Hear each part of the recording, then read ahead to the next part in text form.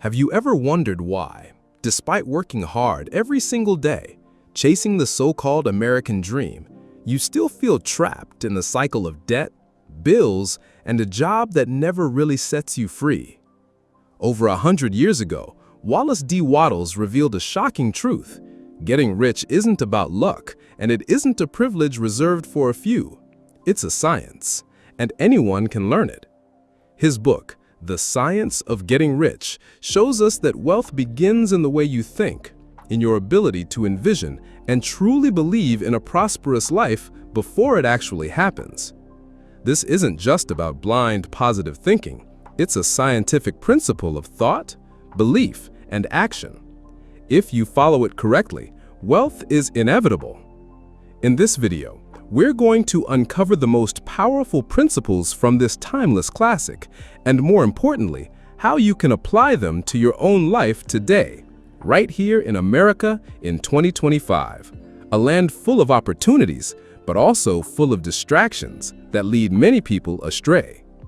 And before we dive in, if you want to keep receiving valuable audiobook summaries like this one, make sure to hit that like button, subscribe to the channel, and turn on the notification bell, because this just might be the moment that changes how you think about money, wealth, and your future. Part 1. Getting rich is a science, not a matter of chance. Wallace D. Wattles begins with a bold declaration. Getting rich is a science. It follows definite laws, just as exact as mathematics, and anyone who applies a certain way can achieve wealth. He calls it the inborn right of every person, the right to be rich in order to live more spiritually, mentally, and physically. According to Wattles, wealth is not determined by background, circumstances, or luck. It comes from thinking and acting in a consistent order. First, creating a clear mental picture of what you want. Second, believing completely in your ability to achieve it. And finally, taking purposeful action every single day. He makes a sharp distinction between the creative plane and the competitive plane. If you believe the world is scarce and you must fight for someone else's share, you'll stay stuck in lack. But if you move to the creative plane, focusing on producing new value and serving more people, you activate the very laws that bring wealth flowing toward you. This science isn't mystical or vague. It's a clear chain of cause and effect. First, you must form an orderly thought. Then, you must nurture feelings of faith and gratitude to keep that thought alive. After that, you must take effective action in the present, with the resources you already have, instead of waiting for perfect conditions. Put together, over time, these steps inevitably lead to wealth. Wattles emphasizes, your mental picture must be clear, not just a vague wish. Your faith must be persistent, not shaken by obstacles. And your actions must be immediate and excellent, right where you are, not postponed for someday. To put this idea in today's America, imagine an immigrant mother in California working night shifts at a laundromat. Instead of vaguely wishing for a better life, she spends 30 minutes every day sketching out a clear vision of owning a home cleaning service package, writing down revenue goals, her first few clients, and the neighborhood she'll serve. Then, she uses her spare time to take small cleaning jobs, collects reviews, and once she builds a base of loyal customers, she registers a small business. There's no magic here, just a clear mental picture guiding a chain of right actions. Or think about a nurse in Ohio. Exhausted from rotating shifts, she decides to use her expertise to create passive income. She designs NCLEX prep materials, records short video lessons, and shares one clinical tip daily. After 3 months, she launches her own study package to the very audience that has been following her content. The takeaway from this part is straightforward. Wealth is not a game of luck, nor a privilege reserved for the few. It is the inevitable result of a formula: clear mental vision, unwavering belief, and excellent action in the present. The moment you stop waiting for the perfect opportunity and begin applying the certain way today, you shift from living passively to creating actively. And at that very moment, wealth starts moving toward you. Part 2. Thinking in a certain way. Wallace Wattles insists that the key to wealth begins with the way you think. Not the vague, I want to be rich kind of thinking, but an orderly mental state he calls the certain way. This means you must form a precise picture of what you want and nurture a clear mental image of the life you desire. And it can't stop at mere wishing. You have to keep that vision alive every single day, despite setbacks, doubts, or the voices around you telling you it's impossible. Wattles emphasizes that the outer world is nothing more than a reflection of your inner state of thought. If you constantly plant seeds of confusion and disbelief, you'll harvest only chaos and scarcity. But if you sow creative, steady, and grateful thoughts, your actions and results will begin to align, and wealth will follow. He highlights two foundational forces that keep your thoughts in order: faith and gratitude. Faith keeps you standing firm even when there's no evidence yet. Gratitude sustains your energy, broadens your perspective, and makes you magnetic in the eyes of others. When you're grateful for what you already have, envy and lack can't consume you. Instead, you reinforce your belief that you are on the right path, and that the universe is working with you. To see this principle in action, look at Jim Carrey's story. As a young, broke actor who once slept in his car, Carrey wrote himself a mock check for $10 million dated Thanksgiving 1995. He carried it in his wallet, imagining daily that he was worthy of that sum through his talent and effort. The remarkable twist, in 1994, just 1 year before his deadline, Carrey landed Dumb and Dumber, earning him exactly $10 million. That's not just a Hollywood fairy tale, it's a real-life demonstration of the certain way. Hold a clear vision, act persistently, and let faith guide you. Another example is Oprah Winfrey. Born into poverty in rural Mississippi, Oprah had every reason to accept a small life, but she chose differently. Each day, she nurtured the thought that she was meant to positively impact millions. Oprah once said, "You become what you believe, not what you wish for." That belief carried her from a local radio host to becoming the first Black woman billionaire in America. Oprah's story is living proof of Wattles' philosophy, thinking not vaguely, but specifically, creatively, and always grounded in gratitude. And more recently, consider Sarah Blakely, founder of Spanx. Before becoming a billionaire, Sarah went door to door trying to sell her first prototypes of slimming undergarments. But instead of seeing herself as just another small-time saleswoman, she envisioned herself transforming the fashion industry. She once shared that every morning she would look in the mirror and repeat, "I'm going to make Spanx a global brand." For 7 years, she took no outside investment, just her faith and her clear vision to keep her going. The result? Spanx grew into an international sensation, and Sarah Blakely became the youngest self-made female billionaire in America. The message here is powerful. If you want wealth, you must learn to think in the certain way: clear, creative, grounded in faith and gratitude. Jim Carrey, Oprah, Sarah Blakely, they didn't wait for miracles from the outside. They created their own miracles by holding a mental image and acting to make it real. As Wattles teaches, the outer world is only a reflection of your inner world. If your thoughts are scattered, doubtful, or rooted in lack, your results will mirror that. But when your thoughts become clear, ordered, and filled with belief and gratitude, your actions change, and eventually, so does your life. Part 3. Shifting from competition to creation. One of the most powerful lessons in the science of getting rich is Wattles' call to step away from a competitive mindset He argues that wealth doesn't come from fighting, comparing, or defeating others.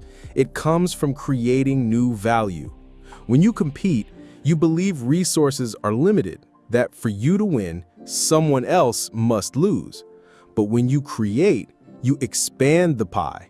You bring value to more people, and that value inevitably flows back to you in the form of money and opportunities. Take Jeff Bezos and the story of Amazon. If Bezos had only focused on competing with traditional bookstores, Amazon might not exist today. Instead of asking, "How do I beat Barnes & Noble?" he asked, "How can customers buy books more easily than ever before?" That single creative question opened the door to an entirely new model of e-commerce, far bigger than simply undercutting local bookstores on price. Bezos didn't take someone else's slice of the pie. He baked a whole new one for the entire world. Or look at Elon Musk with Tesla. The auto industry was already crowded with giants like Ford, GM, and Toyota dominating for over a century. If Musk had tried to fight them with cheaper cars or more ads, Tesla would have been crushed. Instead, he created something new, a high-performance, beautiful electric car that made drivers feel proud because they were helping save the planet. That creative vision didn't just sell cars, it sparked a worldwide movement toward electric vehicles. Even Airbnb started with this same mindset. Instead of competing with hotels by lowering prices or adding amenities, Brian Chesky and Joe Gebbia asked, what if a regular home could become a place for travelers to stay? They weren't stealing customers from Hilton or Marriott.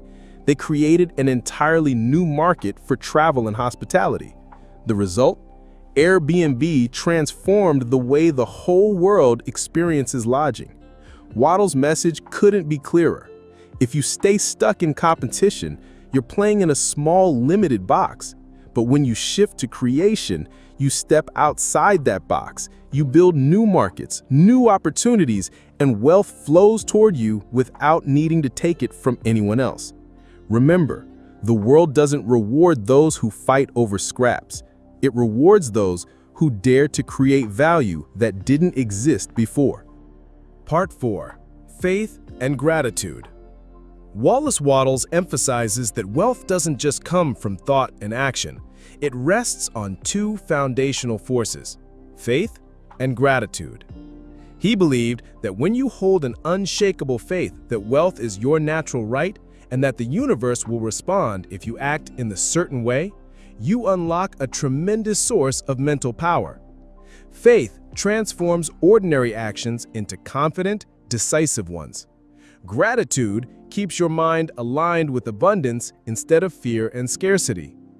If you act while doubting, constantly asking, "What if I fail?" you're planting the seeds of failure. But when you act with faith, you move with clarity and conviction, inspiring others to believe in you as well. Gratitude, meanwhile, anchors you. It prevents you from falling into the traps of comparison and envy. A grateful person focuses on what they already have, and in doing so, naturally attracts more good things into their life. Consider Oprah Winfrey. Born into poverty and scarred by a traumatic childhood, she could have let those circumstances define her. Instead, she nurtured the belief that she could change her destiny. Throughout her career, Oprah has spoken often about the power of gratitude. She even kept a daily gratitude journal. That simple practice not only helped her build a multi-billion-dollar media empire, but also turned her into one of the most inspiring figures in America. Or take Howard Schultz, the founder of Starbucks. Growing up in a poor housing complex in Brooklyn, his family never had health insurance. But rather than living in resentment, Schultz held on to a belief that he could create a company that sold not only coffee, but also treated its employees with dignity. His gratitude for the hardships of his childhood became fuel for building Starbucks into a global empire, one known for offering benefits to workers that far surpassed industry norms. Even in the tech startup world, you see gratitude woven into success stories. Tony Hsieh, the late CEO of Zappos, often said that gratitude and faith in employee happiness were the very forces that turned Zappos into a billion-dollar company. To him, if you plant gratitude and happiness into your culture, financial success naturally follows. Wattles' message here is simple but deeply powerful. Believe without a shadow of a doubt that you are worthy of wealth, and always stay grateful for what you already have. Faith pulls you forward. Gratitude keeps you grounded. Together, they make you magnetic to wealth and opportunity, as if the universe itself is working with you, not against you. Part 5. Take immediate action. Wallace Wattles stresses that thought and belief only have real value when they're transformed into immediate action. He calls this principle acting in the certain way. The idea is simple. Every opportunity you have today, every task you're working on right now, must be done with full focus, full commitment, and the faith that it is the right step moving you closer to wealth. Many people don't fail because they lack ideas or dreams. They fail because they delay, waiting for the perfect moment to begin. But in reality, there is no perfect moment. Wattles writes, "You do not have to wait until you have everything before you start. Begin right where you are, with what you have. It is action taken right now that activates change." Take Jeff Bezos as an example. In 1994, when he had the idea of selling books online, e-commerce barely existed. The internet was in its infancy, infrastructure was weak, and most Americans doubted buying anything online. But Bezos didn't wait. He quit a stable Wall Street job and started selling books out of his garage. That immediate step became the seed of Amazon, now one of the largest companies in the world. Or think of Sarah Blakely, the founder of Spanx. She had just $5,000 in savings and an idea for a new kind of shaping hosiery. Instead of waiting for the perfect product or investor, she went straight to manufacturers, tested the product on herself, and knocked on the doors of small boutiques to introduce it. That decisive action turned Spanx into a billion-dollar brand and made Blakely the youngest self-made female billionaire in America. Even on a smaller scale, you can see this principle every day in ordinary American lives. People who start a food truck, a nail salon, or an Etsy shop don't wait until they've raised huge capital or until the economy looks perfect. They start right where they are, with what they have. And those immediate actions open the door to growth. Wattles' message here is crystal clear. Don't let your ideas stay trapped on paper. Don't wait until you feel perfectly ready. Begin now, with what's in your hands, and act with the faith that every small step you take today is laying the foundation for tomorrow's wealth. Part 6. The Path to Lasting Wealth.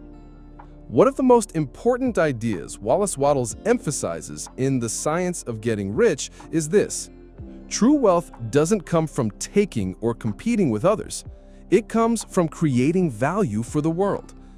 He rejects the belief that resources are limited and that if one person becomes rich, another must become poor. On the contrary, Wattles argues that lasting wealth is only possible when you participate in creation, not destructive competition. He calls this living on the creative plane. This means focusing on how to generate new value, how to improve people's lives, and allowing wealth to flow as a natural reward. While many people spend their entire lives trapped on what he calls the competitive plane, fighting to sell cheaper, to grab more than others, he insists that only by shifting to creativity can wealth truly be sustainable in long term. You can see this clearly in modern examples. Take Elon Musk and Tesla. When Musk entered the auto industry, he wasn't simply trying to steal market share from Ford or GM. He created new value, high-performance, environmentally friendly electric cars. Instead of fighting for a slice of the existing pie, he made the pie bigger.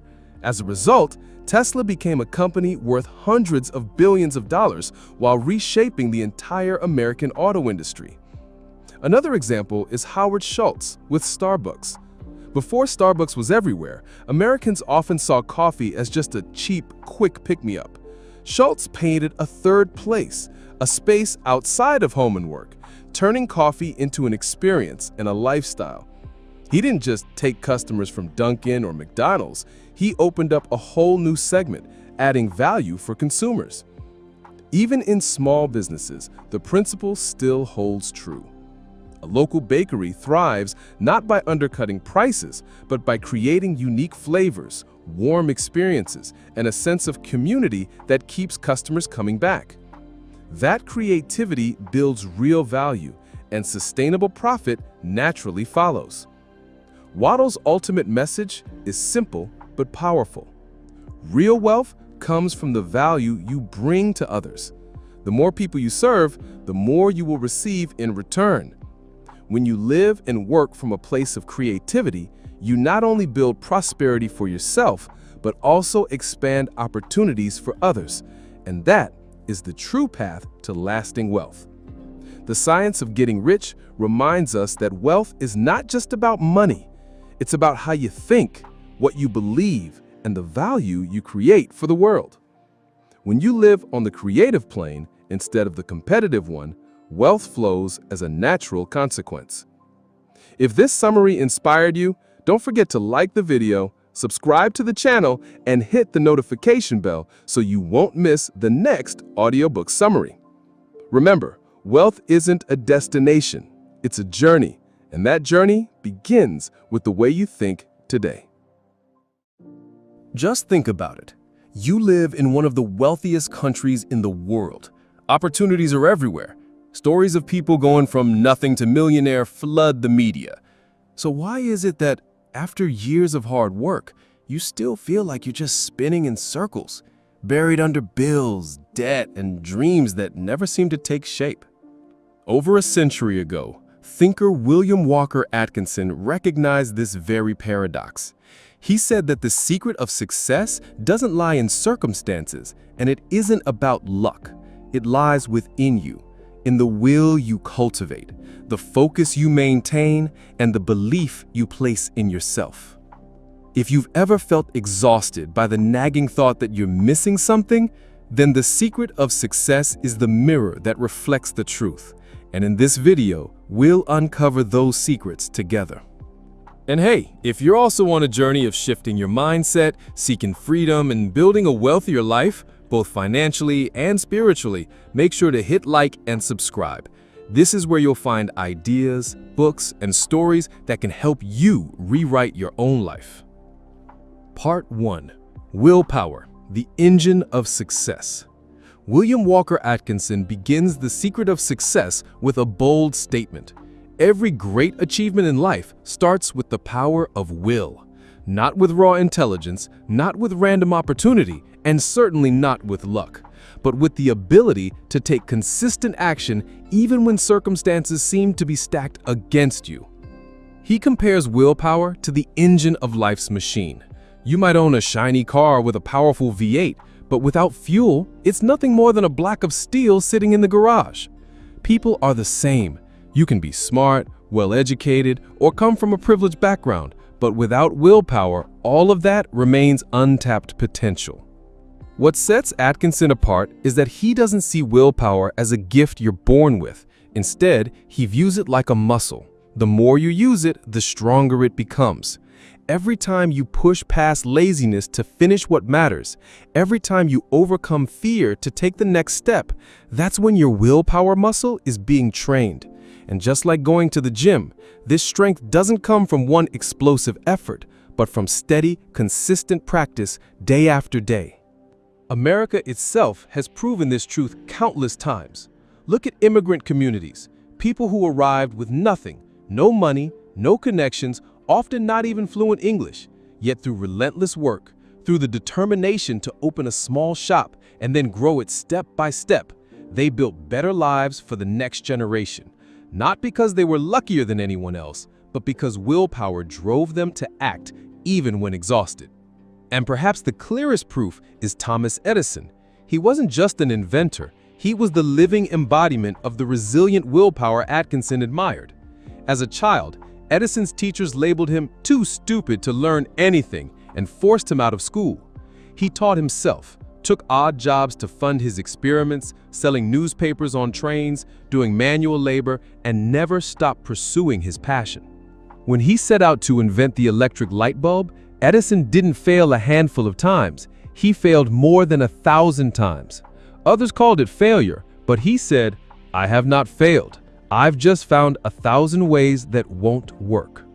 Now imagine, after hundreds, even thousands of failures, would you still have the patience to continue? Most people would quit. Edison didn't. His unwavering willpower kept him going, and eventually, from his tireless persistence, artificial light was born, changing the entire world. Edison shows us a simple but profound truth. Success doesn't come from luck knocking at your door. It comes from willpower forcing you to rise one more time after every setback. Without willpower, his intelligence and creativity would have stayed on paper. But fueled by perseverance, his will transformed obstacles into stepping stones and turned dreams into reality. Atkinson reminds us that willpower isn't just stubbornness, it's the ability to channel energy into purposeful action. It's not simply enduring hardship, it's choosing to move forward on the path you've committed to instead of being swept away by circumstance. And the question he leaves us with is as relevant today as it was a century ago. Are you letting your willpower lie dormant, or are you training it every day? Because in the end, willpower is the one thing you truly control. It can become the engine that drives you to any destination if you're brave enough to start it. Part 2. The power of focus. If willpower is the engine, then focus is the steering wheel that guides your life. Atkinson believed that people don't fail because they lack energy. They fail because they scatter their energy in too many directions. He wrote, "The human mind is like a ray of light. When diffused, it only glimmers faintly, but when concentrated, it can burn through steel." Just look at modern society. Americans today are pulled in 1,000 directions. Social media, endless news, ads, emails, and back-to-back meetings. The result? We feel busy all day, yet at night we catch ourselves asking, did I actually accomplish anything? That's the trap of distraction. Atkinson emphasized that great success only comes when we channel the full force of willpower towards a single goal sustained over time. Think of sunlight. When spread out, it provides gentle warmth, but when concentrated through a lens, it creates fire. Life works the same way. America is filled with proof of this principle. Bill Gates dropped out of Harvard to dedicate himself entirely to building Microsoft. In those early years, he wasn't chasing every opportunity, nor was he multitasking. That singular focus transformed Microsoft from a small idea into a global tech giant. Or consider Oprah Winfrey. She could have pursued many different paths in entertainment, but instead of scattering her efforts, she focused on becoming a storyteller and a source of inspiration. From one talk show, she went on to build a media empire. Focus, as Atkinson explains, also means learning to say no. Every time we say yes to trivial tasks, we unconsciously drain the energy needed for what truly matters. Focus requires discipline, silencing notifications, setting aside dedicated time for important work, and ruthlessly eliminating what doesn't serve the bigger vision. Atkinson leaves us with this challenge. Are you living like a ray of light, spread too thin, or like a laser, concentrated on one point? Because only when you channel all your mental strength into the right target can you create results the world will never forget. Part 3. Persistence in the face of failure. William Walker Atkinson emphasized this truth. Success is not determined by how many times you fail, but by how many times you're willing to rise again. To most people, failure looks like the end, but to the great ones, failure is simply the ticket of admission to the gates of success. He wrote, "Every failure is a test of will. The quitter lets it bury him. The persistent one uses it as a stepping stone to go further." The essence of success is not avoiding failure, it's building the strength to walk through it. History in America is filled with examples. Take Walt Disney, a name almost synonymous with success today. Few know that his path was lined with rejection and setbacks. He was once fired for lacking imagination. His first company went bankrupt, and he was crushed by debt. Instead of burying his dream, he used every failure as raw material to improve, to adjust, and to try again. Disney's story proves a simple truth. Persistence transforms stumbling blocks into the foundation of castles. In another arena, the world of entrepreneurship, there's Sarah Blakely, the founder of Spanx. She started with a simple idea and a small savings account. Dozens of textile mills rejected her, dismissing the idea as impractical or claiming there was no demand. Instead of seeing rejection as the final word, she kept going, showing prototypes, convincing shop owners by demonstrating results on real people, making endless calls, and pushing until someone finally said yes. That persistence, knocking on doors again and again, turned a sketch of an idea into a global brand. Even in martial arts, legendary fighter Bruce Lee once said, "I fear not the man who has practiced 10,000 kicks once, but the man who has practiced one kick 10,000 times." This is not only about combat, it's a philosophy for life. True strength doesn't come from dabbling in everything, but from repeating, refining, and mastering the same discipline over and over again. In work, in business, in finance, persistence is the force that turns repetition into mastery, and mastery into power. Now think about your own life. How many times have you quit after just a few failures? How many dreams were abandoned because you told yourself, maybe it wasn't meant for me? Atkinson reminds us that persistence is also the ability to turn failure into a learning process. The persistent don't fear mistakes. They measure, they adjust, they try again. They build habits, doing something small today, improving it tomorrow, repeating it next month. Over time, those small actions add up into big results, not by luck, but by the mathematics of persistence. So what's the lesson for you? When your first plan collapses, don't slam the book shut. Ask yourself two questions. What did I learn from this? And what will I do differently next time? If your answer is action, even a small one, then failure loses its power over you. Persistence isn't blind stubbornness, it's the art of constant adjustment until the formula works.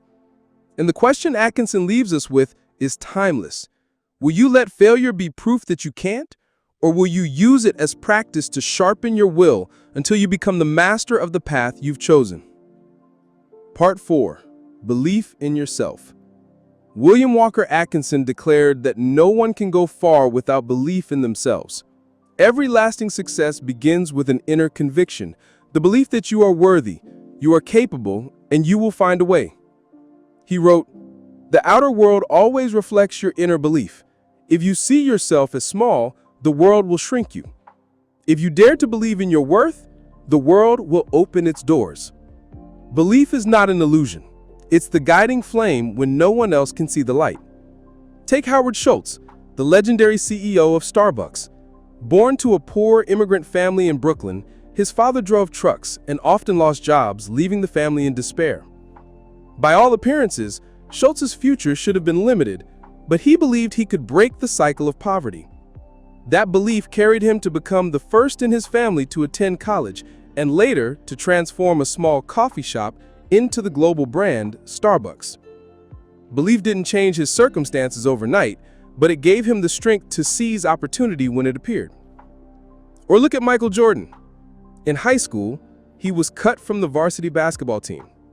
Many would have given up right there, but Jordan believed he could be better. He poured himself into relentless practice, and that belief propelled him to become the greatest basketball player of all time, an icon for an entire generation. These stories remind us of Henry Ford's words, "Whether you think you can or you think you can't, you're right." A simple statement, yet it reveals a hard truth. The beliefs you carry in your mind determine which doors open in your life. So ask yourself, how many times have you turned away from opportunity because you thought, "I'm not good enough"? How many dreams have been left unfinished because you allowed others to define your potential? Atkinson reminds us that self-belief is not something you're born with, it's a skill. It is forged each time you step into what you fear. Every small action, every moment you choose to believe instead of doubt, lays another brick in the castle of your confidence. And the final question he leaves us with is this: will you continue to live under the shadow of self-doubt, or will you choose to nurture belief, unlocking the greatest potential of your life? Part 5. Perseverance and Discipline. William Walker Atkinson believed this: talent may help you start, but only perseverance and discipline can take you to the finish line. The difference between dreamers and achievers is not found in fleeting moments of inspiration, but in the ability to repeat small actions day after day, even when the inspiration has long faded. He wrote, "Success is not a lightning bolt, it is a flame fed by discipline. The disciplined don't wait for perfect conditions to act, they move steadily, and it is that consistent rhythm that eventually produces great results." Consider J.K. Rowling, the author of the world-famous Harry Potter series. Before success, Rowling was a single mother living on welfare, writing in cafes while her daughter slept. Her first manuscript was rejected by 12 major publishers. Many would have quit, but Rowling kept rewriting, resubmitting, and persisting. Finally, one publisher said yes, and the rest became history. Her success wasn't magic, it was the reward of persistence and discipline from someone who refused to abandon her dream. In another arena, sports and entertainment, there's Dwayne "The Rock" Johnson. Before becoming one of the highest-paid actors in Hollywood, Johnson was a failed football player with only $7 in his pocket. What carried him forward wasn't luck, but iron discipline, waking up at 4 a.m., training relentlessly, and maintaining a work ethic that never wavered. He turned discipline into a lifestyle, and it lifted him from rock bottom to the pinnacle of both sports and film. These stories remind us of a simple truth: no one escapes hardship, but perseverance and discipline are the bridge that carry us from failure to success. So ask yourself, how many times have you started with excitement, only to quit halfway through when things got tough? Are you living by fleeting bursts of motivation, or do you have the discipline to see your journey through to the end? Atkinson leaves us with this reminder: success is not built on short-term sprints, but on long-term habits of persistence. And the final question for you is this: will you let your dreams wither from a lack of discipline, or will you fuel them with small daily actions until they finally become a reality? Part 6. Ethics and Character. William Walker Atkinson emphasized that success is not measured solely by wealth or fame, but by the strength of your character and ethics. A career may take you to the top, but it is character that determines how long you remain there. He wrote, "A man of intellect without morals is like a great ship without a rudder. It will eventually crash upon the rocks." Ethics and character are not outdated virtues, they are the pillars that make success durable and unshaken by temptation. Take Warren Buffett as an example. Though one of the wealthiest men on earth, he has lived a modest life in the same house he bought in 1958 and is famous for his honest, transparent investment philosophy. Buffett once said, "It takes 20 years to build a reputation and 5 minutes to ruin it." His integrity and ethical approach to business not only brought him financial success, but also earned him admiration as a man of character. Another shining example is Abraham Lincoln, the president who led America through its darkest division. Lincoln is remembered not just for his leadership, but for his honesty and compassion. He once said, "I am not bound to win, but I am bound to be true.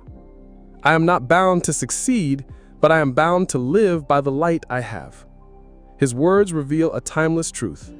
Character is the lighthouse that guides us, even when storms rage around us. These stories urge us to reflect. On the road to success, are you sacrificing your integrity for short-term gains? Are you choosing the easy path instead of the right one? Atkinson reminds us that true success is not how much money sits in your bank account, but whether your name is spoken with trust and respect. For in the end, the greatest legacy you leave behind is not your wealth, it is your character. And so the final question for you is this: do you want to be remembered as someone who was merely rich, or as someone rich in character? And the seventh, the final part of this journey is this: the secret lies within you. William Walker Atkinson closed with a truth he believed to be the essence of all success. The greatest secret is not out there in the world. It lies within you.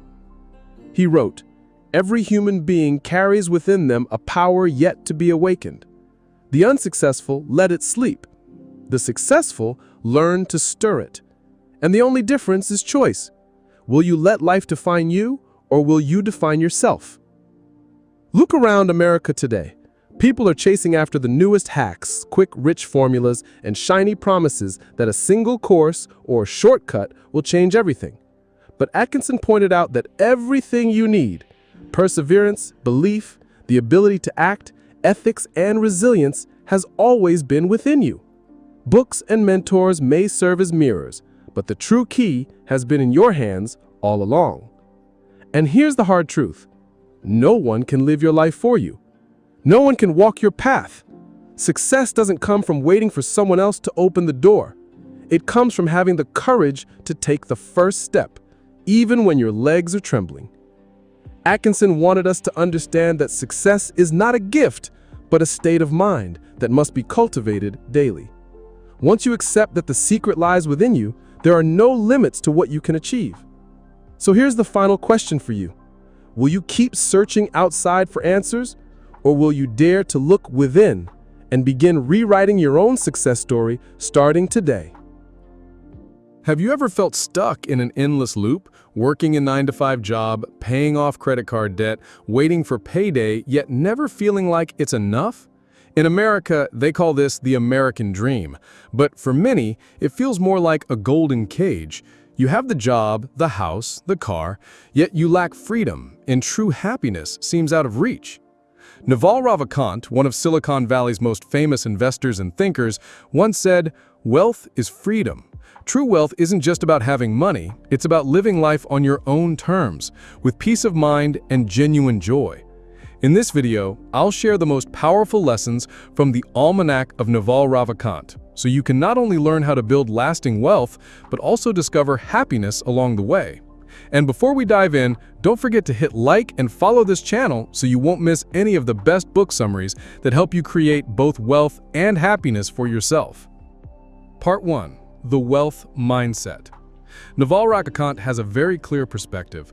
Wealth isn't about making a lot of money in the short term, it's about building long-term freedom.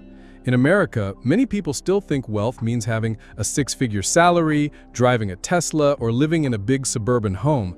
But Naval stresses that if you wake up every morning feeling anxious, work 60 to 70 hours a week, or live under constant debt pressure, that's not wealth. It's just a modern form of slavery wrapped in something shiny.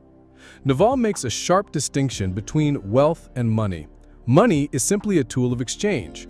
Wealth, as he defines it, is an asset that keeps generating value even when you're not working. It could be stocks, real estate, a business you own, or even a piece of technology you built that keeps earning income. Wealth means having the freedom to live the way you want without trading away your entire lifetime for a paycheck. Look around and you'll see the contrast clearly. A typical American might work 40 years at a company, build up their 401k, and hope to retire safely at 65. Meanwhile, some entrepreneurs or smart investors reach financial freedom by 35 or 40. Not because they're smarter, but because they understood the true nature of wealth, creating systems and assets that work for them. Naval once said, "You're not going to get rich renting out your time." In other words, if you only rely on selling your time for a salary, you'll never be truly free. The only path is to learn how to build, invest in, and own things that can grow in value over time. In short, Naval's first lesson is this: escape the mindset of working more to earn more. Instead, learn to create value that multiplies, value that's no longer tied to the limits of your time and labor. Only then can you truly reach real wealth. Part 2. Leveraging power. Leverage. Naval believes that one of the greatest secrets to building wealth is leverage. If all you have are 2 hands and 24 hours in a day, there's only so far you can go. But once you understand how to use leverage, you can multiply your impact 10-fold, 100-fold, or even more. He breaks leverage down into 3 main types. The first is capital, money. When you have money, you can invest it in things that keep generating returns even while you sleep. That's why wealthy people in America don't just rely on their salaries. They build portfolios of stocks, index funds, and real estate. The second type is labor, hiring other people to work for you. A small business owner who employs staff or a startup founder who builds a team is extending their capabilities through the efforts of others. But most importantly, Naval emphasizes the newest form of leverage in our era, technology and media, or what he calls code and content. This kind of leverage requires no one's permission. A single line of code can serve millions of people, yet you only write it once. A YouTube video, a podcast, or even a tweet can reach millions around the world at no extra cost. In the internet age, anyone with a laptop and Wi-Fi can create value and amplify it globally. If you live in America, you see this every day. A programmer in Silicon Valley builds software and sells it to millions instead of working a 9-to-5 job. An influencer on Instagram can earn more than a doctor, not because they work harder, but because they've mastered the leverage of media and social platforms to scale their personal value thousands of times over. Naval summed it up perfectly. Fortunes require leverage. Business leverage comes from capital, people, and products with no marginal cost of replication. In other words, true wealth comes from using leverage, money, people, and most importantly, products that can be infinitely replicated at zero extra cost. Simply put, you can work hard your whole life and still stress about paying bills. Or you can find ways to let an idea, a product, or a system work for you even while you sleep. That's when you truly enter the game of wealth. Part 3. Specialized knowledge and unique skills. Naval once said, "Specific knowledge is found much more by pursuing your genuine curiosity and passion than by following what is hot right now." In other words, true expertise comes from following your real curiosity and passion, not from chasing trends. This idea sounds simple, but it's actually the secret weapon of those who build lasting wealth. Naval emphasizes that specific knowledge isn't something you pick up in a standard classroom or through an MBA program. It's usually a unique mix of your passions, natural talents, and hands-on experience, something only you can truly bring to the table. For example, a software engineer in San Francisco doesn't just learn coding from school.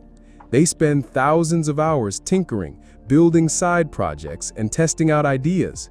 Or a YouTuber in New York doesn't just learn how to shoot videos. They master storytelling, understand audience behavior, and know how to use the right platforms to spread their message. These are skills you can't just copy-paste, and they're very hard to replace with AI or cheap labor. Naval also points out that specialized knowledge is often played rather than studied, meaning it feels natural and even fun for you, while others find it difficult or boring. One person might stay up all night happily writing a blog post. Another might dive deep into stock market data on Robinhood or Fidelity, searching for new investment strategies. What excites you is often the biggest clue to your own specialized knowledge. And in America, this is easy to see. A truly skilled programmer might earn 10 times more than the average engineer, not because they studied more, but because they have that unique something the market desperately needs. A creative TikTok artist can turn their passion into a 6-figure income, simply because they know how to turn their personal flair into value that audiences can't ignore. Naval's point is clear. Invest in building your specialized knowledge. That's the foundation that makes leverage, what we discussed earlier, truly powerful. Leverage only works when paired with a skill that nobody else can easily replace. Once you discover your unique skill, you no longer compete by hours worked or by chasing trends. You step into a game where you alone dominate. Part 4. Accountability and Trust. Naval Ravikant has a very unconventional view. If you want extraordinary rewards in life, you must be willing to take personal accountability. It sounds simple, but this is the very thing most people avoid. Ordinary people prefer to work in groups, hide within the crowd, and make sure that if something goes wrong, no one can single them out.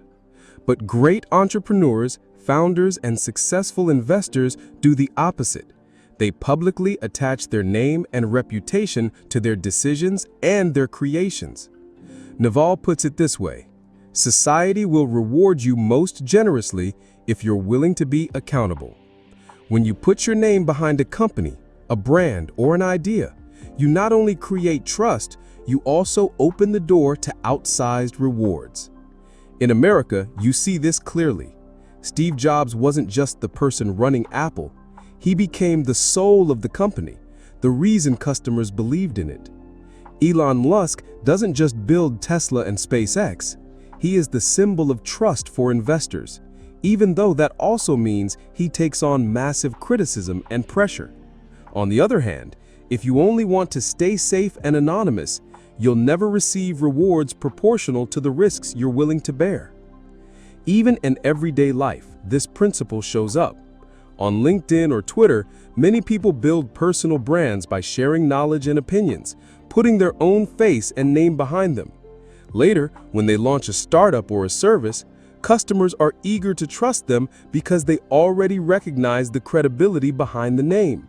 That's accountability in action, attaching your name to the value you deliver. In the end, accountability isn't a burden, it's an invisible form of leverage. The more responsibility you're willing to take on, the greater the trust people place in you, and the greater the rewards that come back your way. Part 5. Happiness as a skill. Naval Ravikant has a perspective that surprises many Americans. Happiness isn't a destination, it's a skill. Just like learning to code, picking up a new language, or training at the gym, happiness is something you can practice and improve every day. In American society, many people believe happiness comes from a life checklist: a suburban home with a 2-car garage, a 6-figure salary, a well-stocked 401k, and a yearly vacation to Hawaii. But the truth is, plenty of people achieve all of that and still feel empty inside. Naval points out, if you don't learn how to be happy right now, then no matter how much more you achieve, you'll only multiply your dissatisfaction. According to him, happiness doesn't come from having more, but from wanting less. It's the ability to quiet your mind, to stop comparing yourself to colleagues, neighbors, or people you follow on Instagram. Naval often emphasizes meditation, mindfulness, and repackaging unnecessary desires. Think of the typical American hustle lifestyle: Starbucks in the morning, work emails late at night, and weekends spent stressing over credit card bills. Naval calls this the endless loop of desire. But when you treat happiness as a skill, you realize contentment doesn't need to be bought. It can be trained through daily habits, deep breathing, walking, meditating, journaling, or simply spending time with family without checking your phone. The real question isn't, how can I get more? But rather, what can I let go of so I feel lighter and freer? Once you shift your perspective, you see that happiness doesn't conflict with wealth. In fact, it's the foundation that allows you to fully enjoy the rewards that wealth brings. Part 6. The long game. Wealth, not money or status. Naval Ravikant reminds us, don't confuse money, wealth, and status. Money is just numbers in your Chase or PayPal account, a tool of exchange. Status is social ranking, the game of who's above who, fancy cars, job titles, follower counts. But wealth is true freedom. It's the assets that keep creating value even while you sleep: company equity, rental real estate, or even a YouTube channel that still generates ad revenue while you're on vacation with your family. Naval calls this the long game, and the principle is simple: play long-term games with long-term people. That means invest, build, and create things that grow more valuable over time, like the compounding interest in a 401k, or a podcast that grows into a trusted brand with every episode. Take this example. A software engineer in Seattle starts investing in the S&P 500 at age 25, putting in a few $100s each month.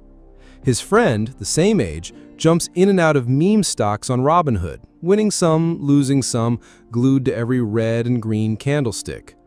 20 years later, the first one is usually sitting comfortably on millions, while the second is still trying to recover losses. That's the difference between playing short-term games versus committing to the long game.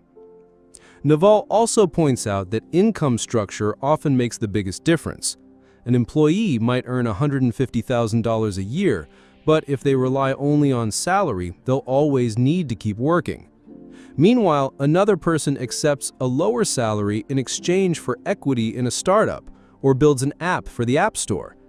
If the startup survives or the app succeeds, the upside can be worth far more than years of salary. The difference comes from choosing ownership instead of just selling time. On the other hand, the status game, chasing a new car, a fancier title, or a bigger house than your peers, can rob you of freedom the fastest. You see it all the time on Instagram. People go into debt to buy the newest Tesla just to show off status, while that same debt strangles their ability to invest for the long term. Naval's formula is clear: specific knowledge plus accountability plus leverage plus time. Specialized skills like coding, content creation, or strong sales ability, combined with personal accountability, amplified through leverage, technology, capital, media, and then letting time do the compounding. That's how wealth is built. Not just a paycheck, not just a title. And in everyday American life, practicing this isn't complicated. Automatically set aside 10 to 15% of your income into a retirement fund, learn a skill that can create passive income, build your personal brand on LinkedIn, or keep working on a side hustle with patience instead of quitting after a few months. Each small action, repeated consistently, compounds over time into real freedom. Wealth is what sustains you for life. Money is just numbers. Status is an illusion. The long game is the surest path to true freedom. Part 7. The final lesson. Freedom is the destination. If Naval Ravikant's entire philosophy could be summed up in one message, it would be this: true wealth is freedom. Freedom to work on what you want, with whom you want, when you want.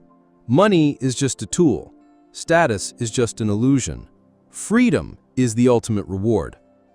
Naval reminds us, no one is truly wealthy if they're still trapped in constant anxiety. You could drive an old Honda, sleep peacefully at night, be debt-free, and spend time playing with your kids. And that's worth much more than driving a luxury car while staying up at night worrying about loan payments. Americans often say time is money, but Naval reframes it.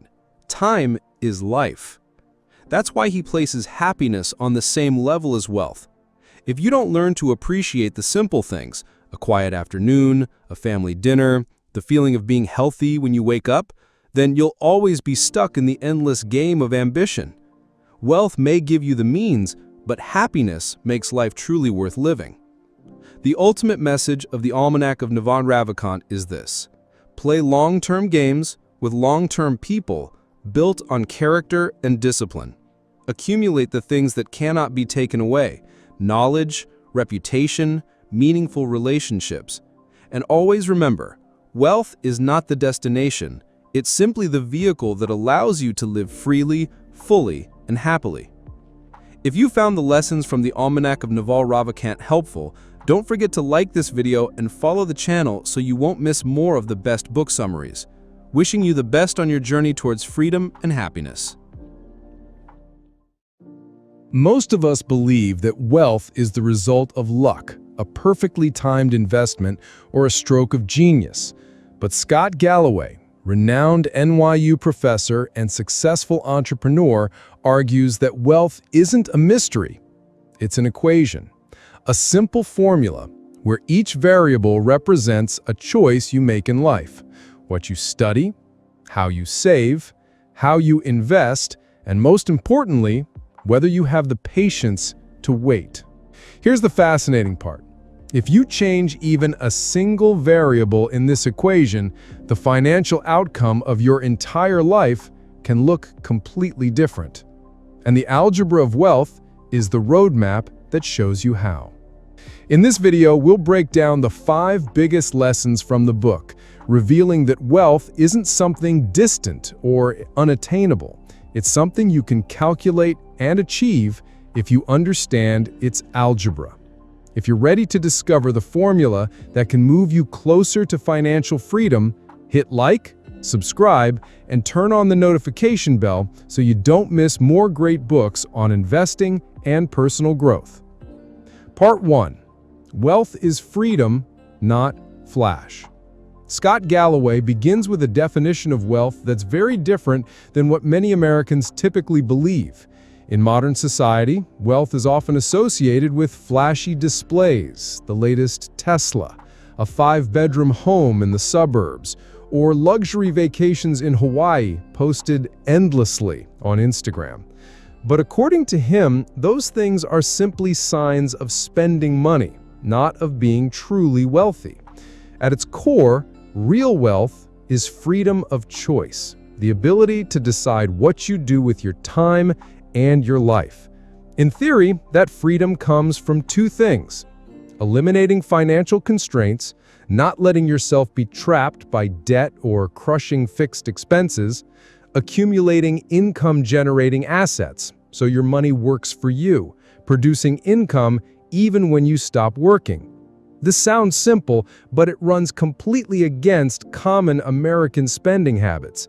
Many U.S. households earn good money, even high incomes, but because of the constant drive to upgrade, they still feel pressure. When they get a raise, they buy a bigger house, a newer car, or swipe their credit cards more aggressively. The result, they remain stuck in the cycle of earning just to pay off debt.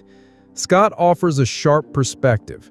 Every loan, every luxury car, every oversized home is like an invisible chain. The more you show off, the tighter those chains pull, forcing you to keep working in jobs you might not even enjoy just to cover the payments and maintain the image of being rich. On the other hand, people who choose to live modestly and keep their fixed costs low often have far more freedom to switch careers, take time off, or pursue new passions. Imagine this. A software engineer in San Francisco earns $200,000 a year, but carries a $1.5 million mortgage and drives an $80,000 Tesla Model X. On the surface, he looks rich. In reality, most of his income is swallowed by debt and living costs. If he wanted to take 6 months off to travel the world or start a business, he almost couldn't. Now compare that to a high school teacher in Texas, making $60,000 a year. She lives in a modest home, drives an older car, and consistently invests in an S&P 500 index fund. After 15 or 20 years, her investments have grown into several $100,000, enough to take a sabbatical, shift to part-time work, or care for her aging parents without financial stress. Who's truly wealthy here? And there's a real-life example. Ronald Reed, a janitor and gas station attendant in Vermont. He lived so modestly that no one thought he had much money. Yet when he passed away in 2014, he left over $8 million to charity and his family. He never bought luxury cars or big houses, but he quietly accumulated blue-chip stocks for decades. Ronald Reed is living proof of this definition. Wealth isn't what you can show off, it's the ability to live life on your own terms. Scott emphasizes, wealth isn't the image you project, it's the freedom you secure. If you want to be rich in the truest sense, start by shifting your mindset. Stop spending to prove something to others. Instead, treat every spending and investing decision as a way to buy back more of the most valuable asset in life, your time and your freedom to choose. Key takeaway: the goal isn't to live a life that looks rich. It's to live a life where you are free to choose, and every smart financial decision should move you closer to that freedom. Part 2. The Wealth Formula, Skills times savings times investing times time. According to Scott Galloway, wealth doesn't come from luck or some hidden secret. It comes from a clear formula, one that anyone can apply if they stay consistent. That formula is skills times savings times investing times time. Skills are the starting point. They determine how much money you can earn. A rare, valuable skill opens the door to better opportunities. In the US, a skilled software engineer working in artificial intelligence will earn far more than someone who only knows basic coding. But this isn't just about tech. A reliable electrician who shows up on time and delivers quality work can also build a strong reputation and a loyal customer base. Skills are the foundation of the wealth journey. Savings are the next step. How much you make is one thing, but how much you keep is what determines whether you'll actually build wealth. Many Americans earn over $100,000 a year but spend it all on a flashy lifestyle. Luxury cars, designer clothes, expensive vacations. Meanwhile, someone earning $50,000 but saving 20 to 30% of their income consistently is the one who actually builds real assets. Investing is how your money starts working for you. If you only save, inflation will quietly eat away at your money. But if you invest, you can multiply it many times over. In the US, the safest and most effective path is investing in index funds, like the S&P 500. You don't need to be a financial genius, just consistently investing $500 a month with an average 7% annual return can grow into over $500,000 in 30 years. That's the power of long-term investing. Time is the most magical factor. The earlier you start, the bigger the results. A 25-year-old who invests $300 a month can end up with over $1 million after 40 years. But someone who waits until age 40, even if they invest double that amount, will end up with much less. Time is what makes compound interest work its magic. Money generates money, which in turn generates even more money. One of the best real-world examples is Warren Buffett. Yes, he's a genius investor, but here's the surprising part. The majority of his massive fortune came after he turned 50. Why? Because he started investing early, let his money compound for decades, and allowed time to do the heavy lifting. When you look at this formula, one thing becomes clear. You can't skip any of the components. If you have skills but don't save, you'll only look wealthy on paper. If you save but never invest, your money will lose value. If you invest but don't give it enough time, your results will be limited. All four parts must work together, multiplied over time, to create true financial freedom. The key message? Wealth doesn't come from one lucky win. It comes from consistently applying this formula. Skills times savings times investing times time. When these four factors multiply together, financial freedom becomes almost inevitable. Part 3. Life Principles for Lasting Wealth. Choosing your life partner, your location, and your habits. Scott Galloway argues that wealth doesn't just come from skills, money, or investing. It also stems from key personal life choices. 3 of the most important are your life partner, where you live, and the habits you build. First, choosing your partner. The right partner is not only a companion in love, but also a partner in finances and career. Numerous studies in the US show that happy couples tend to accumulate wealth more effectively because they share the same values and financial goals. On the other hand, a strained relationship, lack of trust, or constant financial conflict can quickly erode wealth. Divorce is not only emotionally painful, it's also one of the leading causes of personal bankruptcy in America. Take Bill and Melinda Gates, for example. For decades, they were seen as a power couple.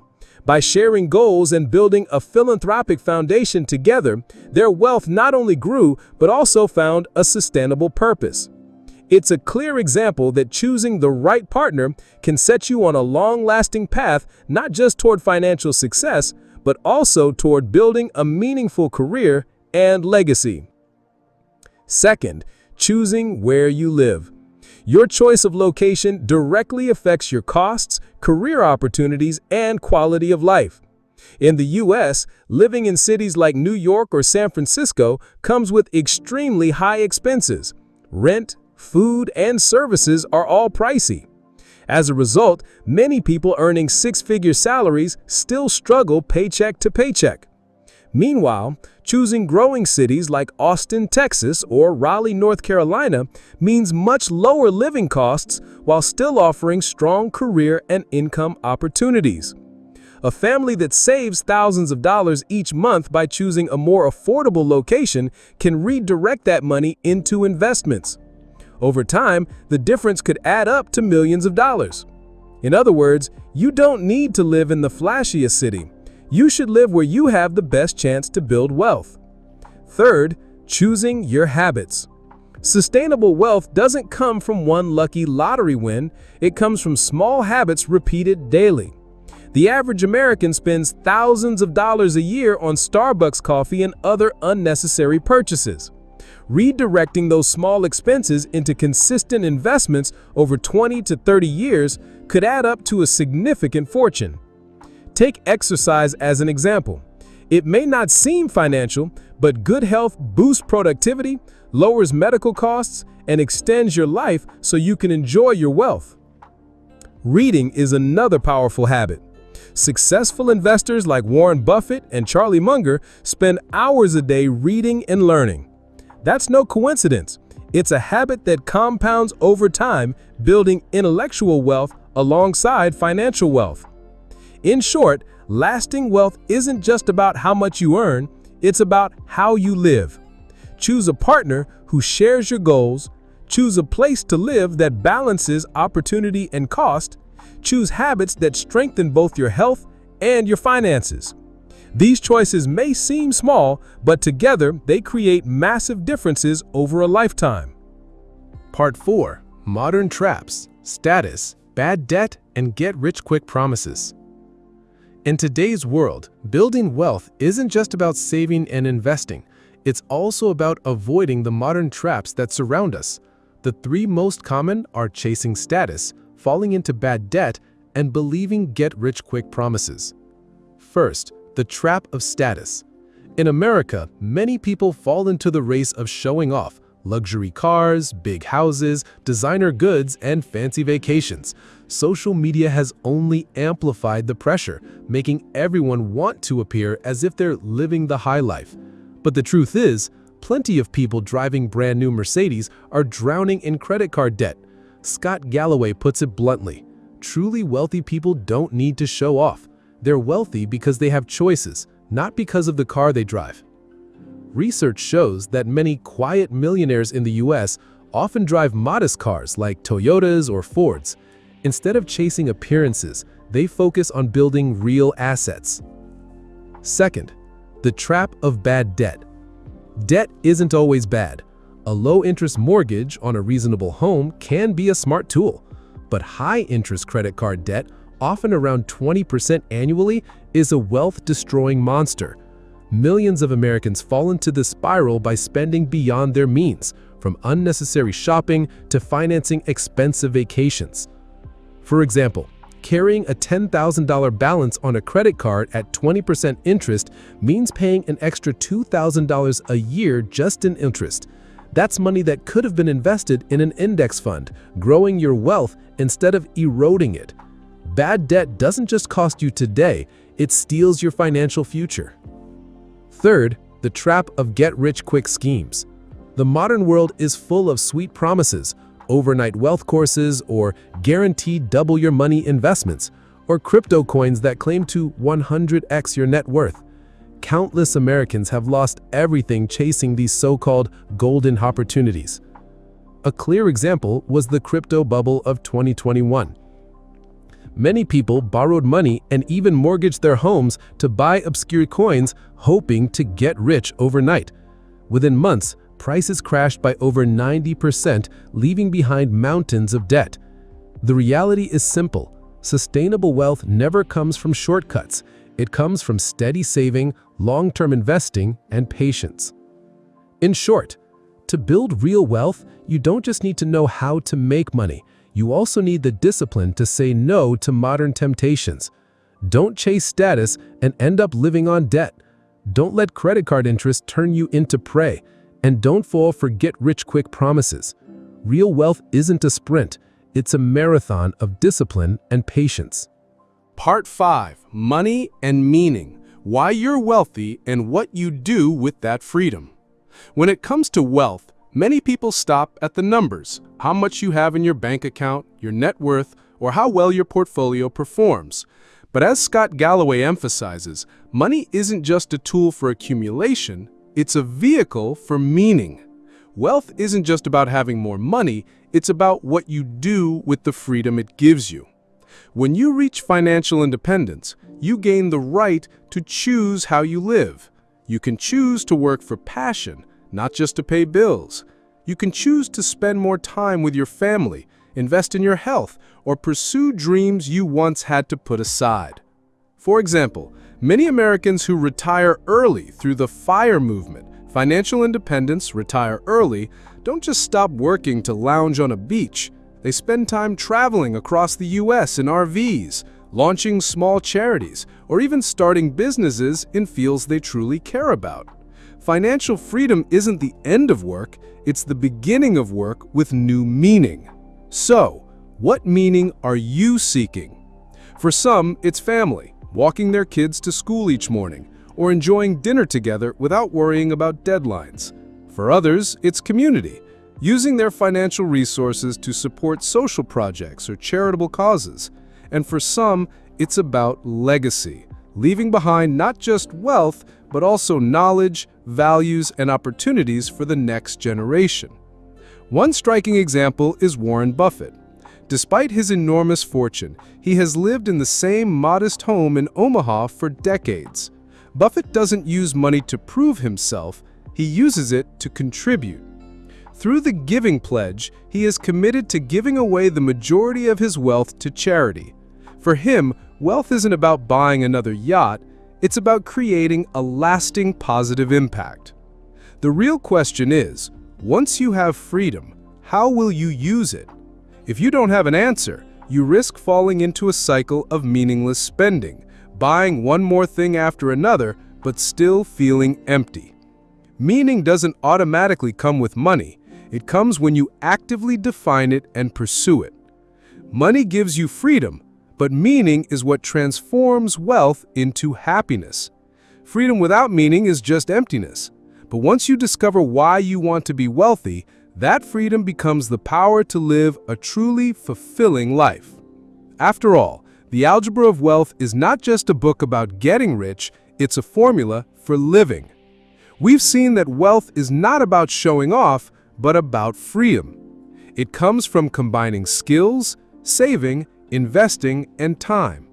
It lasts when you make wise choices about your partner, where you live, and your daily habits. It also requires avoiding modern traps, status signaling, bad debt, and the lure of get-rich-quick schemes. And ultimately, the true meaning of wealth lies in how you use that freedom to live a life of value, not just add more digits to your bank account. This message touches us all. You don't need to be the richest person in the world, you just need enough freedom to live true to what matters most in your life. If you found this video helpful, please give it a like, subscribe to the channel, and turn on the notification bell. That way you'll join us on the journey of uncovering the most powerful lessons about money, success, and the deeper meaning of life. You open your phone, launch Robinhood, Binance, or Fidelity, and stare at those flashing green and red candlesticks. One minute your account is up a few $100s, the next it's bleeding red and everything's gone. Your heart races, your palms sweat, and you wonder, is this really investing or just high-tech gambling? That's the vicious cycle millions of Americans are stuck in. We get obsessed with buy low, sell high every second, chasing the waves of Bitcoin, meme stocks, or the latest hot picks on Reddit, only to end up sleepless, stressed out, and sometimes completely wiped out. Benjamin Graham, Warren Buffett's mentor, left us with a timeless truth. Smart investing isn't about guessing whether the next candlestick will be green or red. It's about having a method, discipline, and a long-term mindset. The intelligent investor doesn't teach you how to get rich overnight. Instead, it teaches you how to avoid stupid mistakes, protect your hard-earned money, and steadily build real wealth. And if you've ever asked yourself, how can I invest without living in constant fear every day, this video is your answer. Hit like and subscribe so you won't miss any financial lessons that could change your life. Part 1. The two types of investors, defensive and active. Benjamin Graham begins the intelligent investor with a very clear distinction. Every investor falls into one of two groups, defensive or enterprising, active. This isn't a label, but rather the path you choose depending on your time, personality, and financial goals. The defensive investor values safety, low risk, and doesn't want to spend hours analyzing financial statements. These are people busy with full-time jobs, family, and everyday life. For them, investing isn't about proving intelligence, but about protecting and steadily growing their wealth. The approach here is broad diversification, focusing on index funds like the S&P 500 ETF, along with a portion of government bonds or high-quality bond funds. For example, imagine an office worker in Texas who consistently puts $500 a month into a 401k invested in index funds. He doesn't care if the market is red or green today, but 20 years later, his portfolio could be worth over $1 million. That's the power of the defensive path: simple, patient, and effective. In contrast, the active investor seeks to beat the market. They spend time researching businesses, analyzing financial reports, and comparing intrinsic value with market price. But Graham warns, being active isn't about day trading, chasing trends, or jumping on meme stocks. True active investing means uncovering opportunities others overlook, buying stocks when they're deeply undervalued, and always respecting the principle of the margin of safety, which means only buying when the price is significantly below intrinsic value to reduce risk. For instance, instead of chasing Tesla at peak prices, an active investor might quietly buy shares of a small medical equipment company with steady profits that the market has ignored. That's the essence of active investing, according to Graham. The core difference between the two approaches lies in time, effort, and discipline. The defensive investor optimizes for simplicity, safety, and minimal time commitment. The active investor demands significant effort, deep analytical skills, and iron patience, but in return may achieve superior returns. In the end, Graham emphasizes, there is no single path that's right for everyone. What matters is being honest with yourself. Do you want to spend hours researching companies, or would you rather stick to a safe, low-stress strategy? Choosing correctly from the start will determine whether you become a truly intelligent investor or just another person led by the emotions of Mr. Market. Part 2. Mr. Market, the moody friend. Benjamin Graham created one of the most timeless metaphors in investing. Imagine you have a business partner who shows up at your door every single day, eager to either buy your shares or sell you his, always at some price he sets. The problem? His mood swings are extreme. On some days, he's wildly optimistic, convinced every company is destined to be the next unicorn, and he quotes high-sky prices. But the very next day, gloom takes over, and he's suddenly pessimistic, offering to sell everything at bargain basement prices. Graham's message is crystal clear. The market is not a compass for true value. It simply reflects the emotions of the crowd, sometimes accurate, but more often distorted by greed and fear. A smart investor doesn't chase after Mr. Market. Instead, they learn to take advantage of his mood swings, buying when prices are cheap and exercising restraint when prices are inflated. Warren Buffett, Graham's most famous student, captured this spirit in his legendary advice: be fearful when others are greedy, and be greedy when others are fearful. In other words, when Mr. Market is panicking and selling at dirt-cheap prices, that's your golden opportunity. But when the crowd is euphoric, convinced prices can only go up, that's when you need to be the most cautious. Think back to 2020, when the COVID-19 pandemic hit. Apps like Robinhood, Fidelity, and Charles Schwab were flooded with plunging candlesticks as millions of investors panic-sold airline stocks like Delta and American Airlines. Yet those who had the discipline not to follow Mr. Market's mood and even bought more while others were afraid, saw those stocks rebound strongly in the years that followed. In the end, Graham teaches us this: treat the market as your servant, not your teacher. It offers opportunities, but it's up to you to decide whether you'll stay rational or be swept away by the crowd's emotions. Part 3. Margin of Safety. If Graham had to choose just one principle to define an intelligent investor, he wouldn't hesitate. It would be the margin of safety. This principle means you only invest when a stock's price is significantly below the company's true intrinsic value. In other words, you buy with a safety cushion to protect yourself from unforeseen risks. Graham compares it to building a bridge designed to hold 30 tons, but only allowing vehicles weighing a maximum of 10 tons to cross. That difference is the margin of safety, ensuring that even if something unexpected happens, the bridge won't collapse. Investing works the same way. You can't predict every risk, economic crises, technological disruption, or fierce competition, but you can protect yourself by never overpaying for an investment. For example, if a company's intrinsic value is $100 per share, Graham would advise buying only when the market price drops to around $70 or lower. That $30 gap acts as your cushion, helping shield you from mistakes in valuation or sudden market swings. This principle remains just as relevant today. Look at the tech bubble of 2000. Millions of investors bought .com stocks at prices inflated dozens of times above their real value. When the bubble burst, most lost everything because they had no margin of safety. On the other hand, patient investors who stuck to companies with real value and waited for prices to drop deeply became long-term winners. Warren Buffett, who turned this philosophy into his investing mantra, once said, "Rule number 1, don't lose money. Rule number 2, don't forget rule number 1. And the only real way to avoid losing money is by always maintaining a margin of safety in every decision." In the end, Graham reminds us that success in investing doesn't come from the smartest moves, but from avoiding the dumbest mistakes. And the margin of safety is the shield that protects you from those pitfalls. Part 4. Value investing versus speculation. Benjamin Graham argued that the biggest mistake many market participants make is failing to distinguish between investing and speculating. These two concepts may sound similar, but they are fundamentally different in mindset and approach.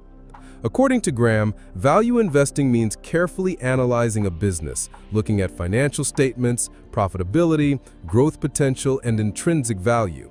Then, you only buy when the market price is below its true value, and you're willing to hold the investment long-term, regardless of short-term fluctuations. In other words, investing is a process of making decisions based on reason and data. By contrast, speculation often stems from the expectation that a price will rise in the near future, regardless of the company's fundamentals. Speculators tend to chase rumors, short-term charts, or crowd sentiment. Speculation relies less on value analysis and more on emotion and luck. A clear example is the GameStop frenzy in 2021.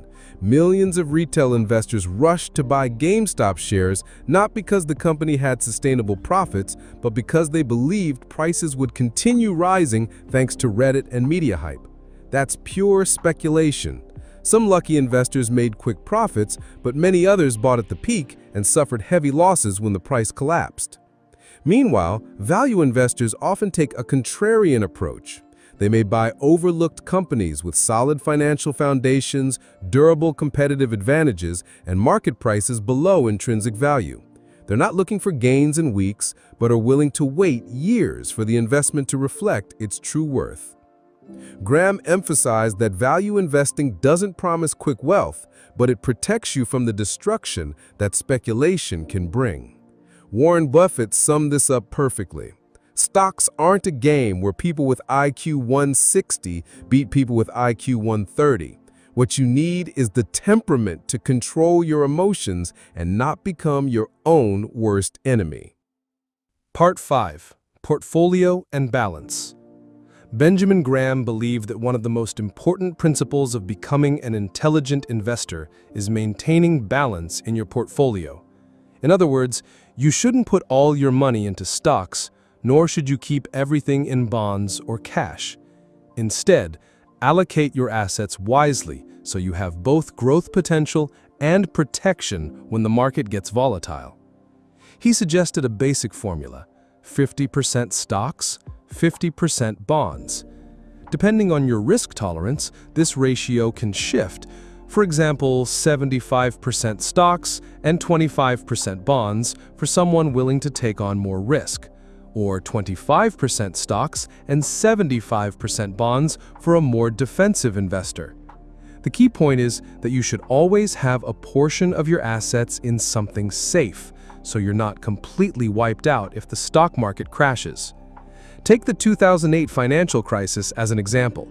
Many U.S. investors had all their assets in stocks and lost 40 to 50% of their value in just a few months.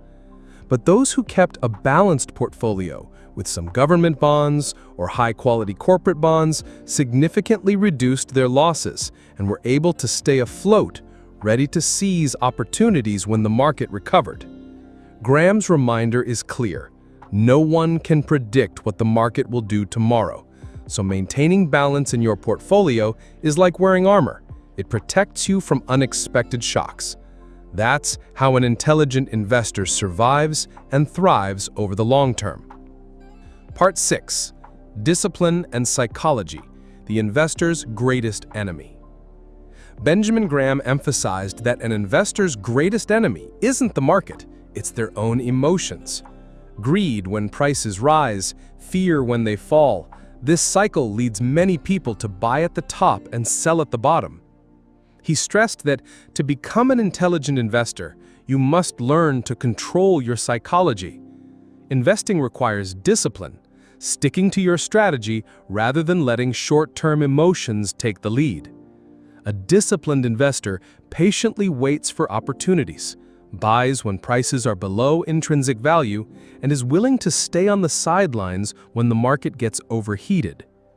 We see this in action every time the market swings dramatically. When stocks plunge, most investors panic and sell, fearing even greater losses. But those who keep a cool head realizes that it's precisely during market panic that the best bargain opportunities arise. Graham's lesson is clear.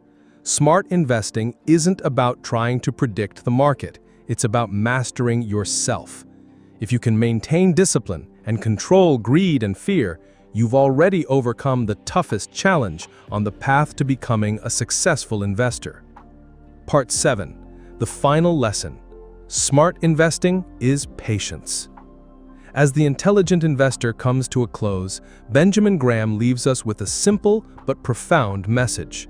Smart investing isn't about getting rich quickly, it's the art of patience. He believed that the market will always have its moments of madness, booms followed by busts. But the greatest rewards go to those who can wait, who place their trust in intrinsic value rather than chasing short-term swings. Patience not only helps you avoid rash decisions, but also allows you to witness the power of time when compounding and gradual accumulation build lasting wealth. This message is just as relevant today. In a world where everything seems to demand fast, from news to profits, it's the slow and steady approach that sets you apart. The intelligent investor doesn't need to predict the future perfectly. They need to stick to their strategy, wait for opportunities, and trust the process. So, if you want to become a true intelligent investor, remember this: patience is your greatest strength. Thank you for watching until the end. I hope these lessons from Benjamin Graham help you stay grounded on your investing journey. Wishing you clarity, patience, and good fortune in every financial decision. If you found this video helpful, hit like and follow the channel so you won't miss the best book summaries on investing and personal growth. See you in the next video. Imagine this. One day, you no longer need to set an alarm for 7 a.m. to rush off to work. No more worrying about utility bills piling up at the end of the month. You wake up, make a cup of coffee, open the window, and realize you are free. Free with your time. Free to choose. Free to live life on your own terms. Sounds far-fetched? J.L. Collins says the path to that freedom isn't complicated. You don't need to be a financial genius, you don't need risky investments, and you definitely don't need to grind away for 80 hours a week. Everything comes down to one simple road, the simple path to wealth. And in this video, we'll walk step by step along that path together.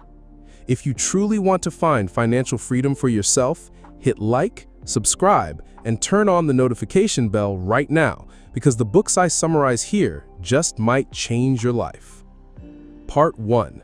The foundational mindset about money.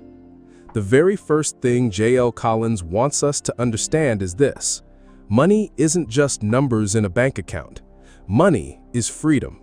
It's choice. It's a shield that allows you to live a life with less stress and more meaning. He once told his daughter, "Every dollar you earn, if you save it and invest it wisely, becomes a little soldier working for you. And one day, an entire army of dollars will be fighting to protect you instead of you having to work so hard just to survive." Imagine this. You have $100. If you spend it all, it's gone. But if you save and invest it, that money starts to grow like a seed that sprouts into a tree, producing fruit year after year. These money trees are the real source of financial freedom. Collins also points out a hard truth. Most people are becoming slaves to money without even realizing it. They work to spend, then spend and have to work even more. The cycle never ends. Only when you change your mindset, seeing money as a tool for freedom rather than a tool for endless consumption, do you actually step on to the path to wealth. Here's a simple example. If you spend $5 a day on fancy coffee, in 10 years, you'll have spent nearly $20,000. But if that same money were invested in an index fund averaging 7% growth per year, you could have over $28,000. One small habit can determine whether you stay a slave to money or make it your ally. The core mindset Collins teaches is this: let money work for you instead of you working for money forever. And that's the very first building block on the simple path to wealth. Part 2. Save more than you think you need. One of the key truths J.L. Collins emphasizes is this: saving is the foundation of all wealth. You can't invest without capital, and you can't build capital without saving. Most people assume saving 5% or 10% of their income is enough, but Collins is blunt. That's far too little. If you truly want financial freedom, you should aim to save at least 30% and even 50% of your income if you can. That may sound extreme, but think about it. If you save just 10% of your income, you'll need to work almost 50 years before you can retire. But if you save 50%, you could retire in just 15 to 20 years. The difference comes from a simple principle. The more you save, the less you actually need to maintain your lifestyle, and the faster you reach financial independence. Here's a practical example Collins gives. Imagine someone earning $60,000 a year. If they save only 10%, $6,000, they're spending $54,000 annually. To retire, they need to accumulate enough to cover that lifestyle, a huge number. But if they save 50%, $30,000, their annual spending drops to $30,000. That means, following the 4% rule, they only need to build 25 times that annual spending to retire, making early retirement much more achievable. The key takeaway here isn't about how much you earn, but how much you actually need to live comfortably. Living below your means and saving aggressively is the ultimate shortcut to freedom. And Collins makes an important clarification. This doesn't mean living miserably or cutting out all joy. It means spending consciously. Ask yourself, does this expense truly bring me value and happiness, or is it just habit and impulse? With discipline around money, you'll realize real happiness doesn't come from buying one more thing. It comes from the peace of mind that you're moving closer to financial independence. Part 3. The Simple Path. Index Funds. J.L. Collins has one piece of advice that might sound too simple to be true, yet it's the very investment strategy that has helped millions of Americans achieve financial independence. Invest in low-cost index funds, especially those tracking the S&P 500 or the total U.S. stock market. Why index funds? Because instead of trying to pick stocks, time the market, or follow the latest broker's tip, an index fund automatically buys you a basket of hundreds or even thousands of the largest companies in the market. That means you don't need to be smarter than Wall Street. You don't need to guess which company will be the next superstar. All you need to do is own the entire market. Collins points out a truth that many people don't want to admit. Most actively managed funds fail to beat the market over the long run. Sure, a few managers may outperform for a year or two, but over 10 or 20 years, the majority fall behind. Meanwhile, passive index funds quietly win thanks to ultra-low costs and consistent performance. Take a real example, the Vanguard 500 Index Fund, founded by Jack Bogle himself, charges an expense ratio of just 0.04%, basically close to nothing. By comparison, many actively managed funds charge 1% or more. That difference may sound small, but over 30 to 40 years, those fees can eat away hundreds of thousands of dollars from your wealth. Index fund investing is not a get-rich-quick scheme. It won't double your money overnight. What it does offer is far more valuable: reliability, stability, and sustainable long-term growth. History shows that over time, the U.S. stock market has delivered an average return of about 7 to 10% per year after inflation. Put simply, instead of betting on a few horses, you're betting on the entire race, and in the long run, that race almost always goes upward. This is the simple path Collins emphasizes. Save aggressively, invest consistently in low-cost index funds, be patient, and let time and compound growth do the heavy lifting. Simple, clear, effective, without the need for any complicated tricks. Part 4. The Power of the Stock Market. To many people, the stock market feels like a risky gamble. Stock prices rise and fall every day, and the news is always filled with panic whenever the market bleeds red. But J.L. Collins urges us to look beyond the short-term noise and see the bigger picture. Over the long run, the stock market always goes up. Take history as an example. If you had invested $10,000 in the S&P 500 back in 1975, that money would be worth over $2 million today, all without you lifting a finger, other than simply leaving it invested. Of course, along the way, you would have endured sharp downturns: the dot-com bubble, the 2008 financial crisis, the COVID-19 crash of 2020. Yet every single time, the market recovered and climbed to new heights. Collins calls this the magical power of the stock market. It's not perfect in the short term, but in the long run, it's the most powerful wealth-building machine humanity has ever known. Here's the key. The U.S. stock market reflects the strength of hundreds, even thousands of the world's leading companies.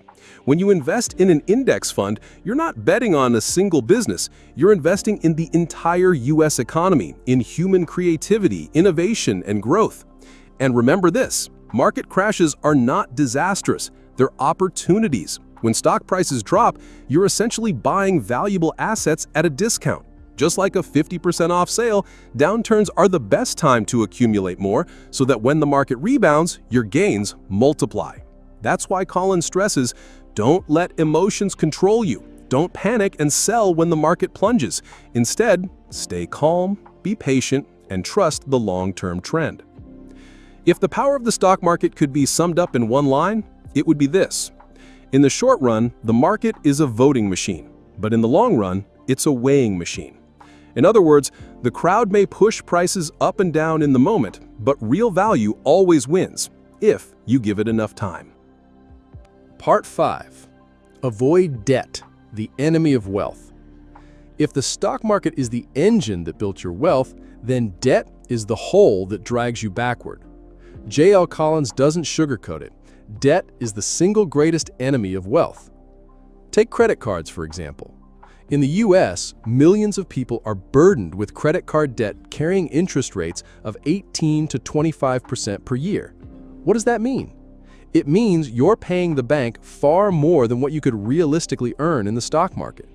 While the market may give you 7% a year, credit card debt is draining 20%. You can't win a game where your opponent always takes more than you make. Collins' advice is blunt. Never carry credit card debt. And if you're already in debt, treat paying it off as an emergency. The faster you eliminate it, the sooner you break free, allowing your money to work for you instead of for the bank. And it's not just credit cards. Collins warns against car loans and consumer debt as well. That shiny new car might give you the illusion of wealth, but in reality, it's a depreciating asset, losing value every day, while the debt tied to it keeps growing. Of course, not all debt is inherently bad. A reasonable mortgage, for instance, can be considered good debt, since real estate often appreciates over time. But even then, Collins advises borrow as little as you can and pay it off as quickly as you can. Stretching a loan over decades means losing hundreds of thousands of dollars in interest, money that could have been invested to grow your wealth. The message here is crystal clear. Debt is bondage. It strips away your freedom, your choices, and makes you a servant to money. On the other hand, being debt-free means being free. Free to invest, free to choose your own path, and free to live a life unchained from monthly bills. If you truly want to build lasting wealth, remember this. Hate debt the way you would hate an enemy. Part 6. The 4% rule for retirement. Imagine this. You've spent your whole life saving and investing. Now your portfolio is big enough and you're ready to step into retirement. The big question is, how do you withdraw money without running out? This is where the 4% rule comes in. The rule is simple. Each year, you withdraw just 4% of your total invested assets to cover living expenses. The other 96% stays invested, continuing to grow, and with the market historically growing around 7% annually. Your wealth is not only preserved, it can even keep increasing. The beauty of this is that you don't have to sell everything or worry about eating into your principal. Instead, your assets keep working for you, even after you've retired. Collins emphasizes that financial freedom doesn't necessarily mean never working again. It means reaching a point where you don't have to work unless you choose to. That choice, that freedom, is the real goal. The 4% rule acts like a roadmap.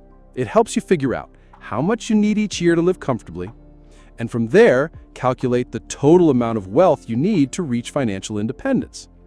For example, want to live on $50,000 a year?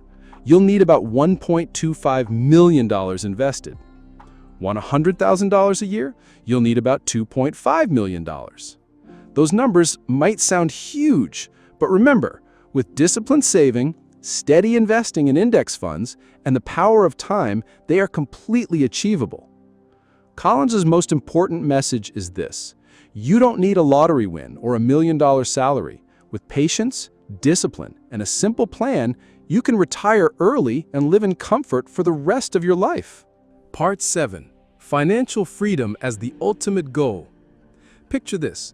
You wake up one morning, open your eyes, and realize, today, you don't have to go to the office. You're no longer tied to a demanding boss. You're no longer stuck working a job just to pay the bills. Instead, you can choose to spend the day taking your kids to school, reading your favorite book, traveling, or starting a project you truly care about, even if it doesn't make much money. That is financial freedom. According to J.L. Collins, money itself is not the destination. Money is just a tool, and when you use it wisely, that tool unlocks the most powerful thing of all: choice. The choice to work or not work, the choice to pursue your passions instead of chasing jobs you hate, the choice to live life on your terms rather than under the weight of bills and debt. Many people believe financial freedom is only for the rich, but Collins proves that anyone, even with an average income, can achieve it as long as they save diligently, invest simply, and remain patient with time. The key is this: the earlier you start, the sooner you reach freedom. And once you do, you discover that the real value of financial independence isn't in having more money. It's in having the ability to live a full, meaningful life completely on your own terms. In the end, J.L. Collins' message is simple, yet powerful enough to change your entire life. Money isn't for showing off. It's not for chasing endless races. Money is for freedom. Freedom to live, freedom to choose, freedom to be in control of your own life. The path to wealth is not complicated. Earn money, save diligently, invest in index funds, and let time and compound growth do the work for you. No secret hacks, no high-risk bets. Just discipline, simplicity, and faith in the process. And the best part? You have the power to start today with small, steady decisions. Every step, no matter how small, brings you closer to financial independence. If you found these lessons valuable and want to keep learning from books that can transform how you think and how you live, make sure to like, subscribe, and hit the notification bell. That way, you won't miss the knowledge that could change your future. Remember this: the simplest path is the most sustainable path, and financial freedom, that is the reward waiting for you. Imagine yourself sitting in an office, staring out the window. Out there is the blue sky, the life you've always dreamed of. But instead of living it, you're selling away every hour, every day of your life in exchange for a paycheck, only to spend it on things that never bring lasting happiness. And the toughest question the book, Your Money or Your Life, asks is this: do you choose money or do you choose life? This isn't just an audiobook summary. It's a wake-up call. It challenges you to reflect: are you working for money or for the life you truly want? If you've ever sighed at a bill or wondered if you're wasting your youth just chasing a paycheck, then this video is for you. Let's dive into the life-changing lessons on money and mindset from this book. And before we begin, don't forget to hit like and subscribe so you won't miss more books that help you break free from the money trap and reclaim your true freedom. Part 1. Waking up to your relationship with money. Have you ever stopped and asked yourself, what is my true relationship with money? Most of us only think of money as a tool to pay bills, to shop, to have fun. But the truth is, money is tied to every single moment of your life. It represents the time you've lived, the energy you've spent, and even the freedom you've traded away. Authors Vicki and Joe Dominguez posed a question that startled millions of Americans. Are you working to live or just living to work? When you do the math, the average American spends over 90,000 hours of their lifetime just working. That's more than 10 years of life, not to love, not to explore the world, but to sit in front of a computer, attend endless meetings, and chase deadlines. And when the paycheck finally hits your account, most of it is spent unconsciously. Buying a new car to match your status, upgrading your phone every year because everyone else has one, or going out to fancy dinners just to escape work stress. But what if you stopped, woke up, and asked yourself, is this purchase really worth trading away dozens of hours of my life? When you look at money this way, everything changes. That's why the authors suggest you start by tracking every dollar of your income and expenses, and not just the amount, convert it into hours of your life. For example, you buy a $500 bag. Based on your salary, that could equal 40 hours of work. That's an entire week of your life. When you see it in terms of life hours, every spending decision becomes clearer, and you start to know what truly matters. Interestingly, Many people who try this exercise realize they don't actually want more money. They want more freedom. They crave less pressure, less stress. And to achieve that, you don't necessarily need to earn more. You need to understand how money flows in and out of your life. In the end, money is neither the enemy nor the savior. It's a mirror reflecting how you live and what you truly value. And once you wake up, you see that happiness isn't about how much money you have, it's about how you use money to serve what really matters in your life. Part 2.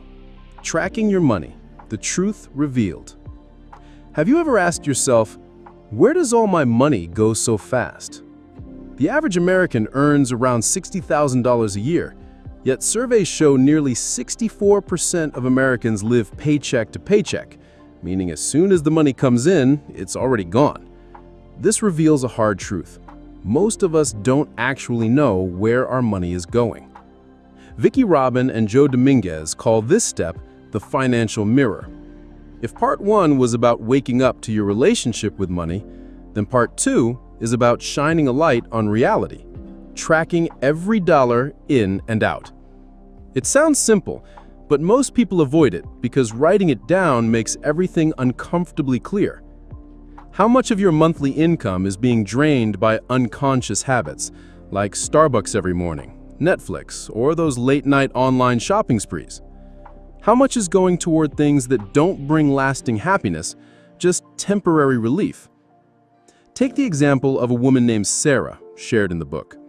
She earned about $70,000 a year, but always complained she could never save. When she finally tracked every expense for 3 months, she discovered she was spending nearly $12,000 a year on eating out and food delivery. That's the cost of an entire trip across Europe, or a full year of retirement contributions.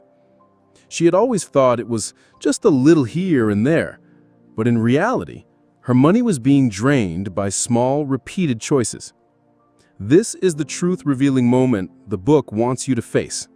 When you track every dollar, your financial picture becomes as clear as a map. And that map shows an important truth. You're not broke because you don't make enough. You're broke because you don't know where your money is going. Once you see the whole picture, you gain the power to change. Just like when a doctor gives you lab results, seeing your cholesterol or blood sugar levels is what finally convinces you to adjust your lifestyle.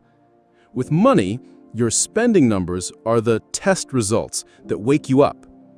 Remember, tracking your money isn't about feeling guilty for spending. It's about taking back control. Because only when you know exactly where your money is flowing can you direct it to where you truly want it to go. Freedom, security, and lasting happiness. Part 3. Evaluating the true value of your spending. In the last step, you saw clearly where your money was going, but the next step is even more important, asking about the real value behind every expense. There's a saying in America, you vote with your dollars. Every dollar you spend is like casting a ballot, showing what you support and what you value. But think about it. If every day you're voting for fast food or for late-night impulse shopping sprees, is that really a reflection of the life you want? In Your Money or Your Life, Vicki introduces a radical perspective. Every time you spend money, you're not just spending dollars, you're spending pieces of your life energy. Here's a simple example. If you earn $25 an hour after taxes and you buy a $100 shirt, that shirt actually costs you 4 hours of your life. Add in the stress of work, the commute, the energy you burn, and suddenly it might represent half a day of your living time. The question then becomes, is half a day of your life really worth a shirt you might wear a few times and then forget in your closet? It sounds harsh, but this shift in perspective has transformed the way thousands of Americans spend. A 2023 Bankrate study found that nearly 57% of Americans couldn't cover a $1,000 emergency expense. The problem isn't always low income. It's that many people have never asked themselves, does this purchase bring me lasting happiness? The book tells the story of a couple in New York. They earned good money, but were always broke. When they applied this method, they realized nearly 40% of their monthly spending went to maintaining a lifestyle society expected of them. Trendy clothes, fancy dinners, endless parties. But when they compared the cost in life hours against the actual happiness they got, most of it wasn't worth it. So they simplified their lifestyle, and within just a few years, they had saved enough to retire early. The lesson is clear. Every purchase is a trade-off with your life energy. Once you start seeing money through this lens, you'll naturally spend less on meaningless things and invest more in what truly matters: your health, your experiences, and your freedom. Part 4. Spending less, living better. When most people hear the phrase cutting expenses, they immediately think of sacrifice, living miserably, giving up joy, or even punishing themselves. But your money or your life offers a different perspective. Spending less isn't about cutting out happiness, it's about clearing away the excess so you can make room for what truly matters. Think back, the last time you bought something expensive, how long did that happiness last? A day? A week? Then the excitement faded and you started craving the next thing. That's the consumer trap millions of Americans are stuck in. Psychology research confirms this. Once your basic needs are met, more spending doesn't necessarily mean more happiness. According to a 2021 Gallup report, the income level where Americans feel generally satisfied with life averages around $75,000 a year. Beyond that, happiness levels barely increase, while stress and pressure often climb higher. The book shares the story of a man in Los Angeles who spent nearly 70% of his income on a luxury apartment and an expensive car. But after years of chasing that lifestyle, he realized he wasn't any happier.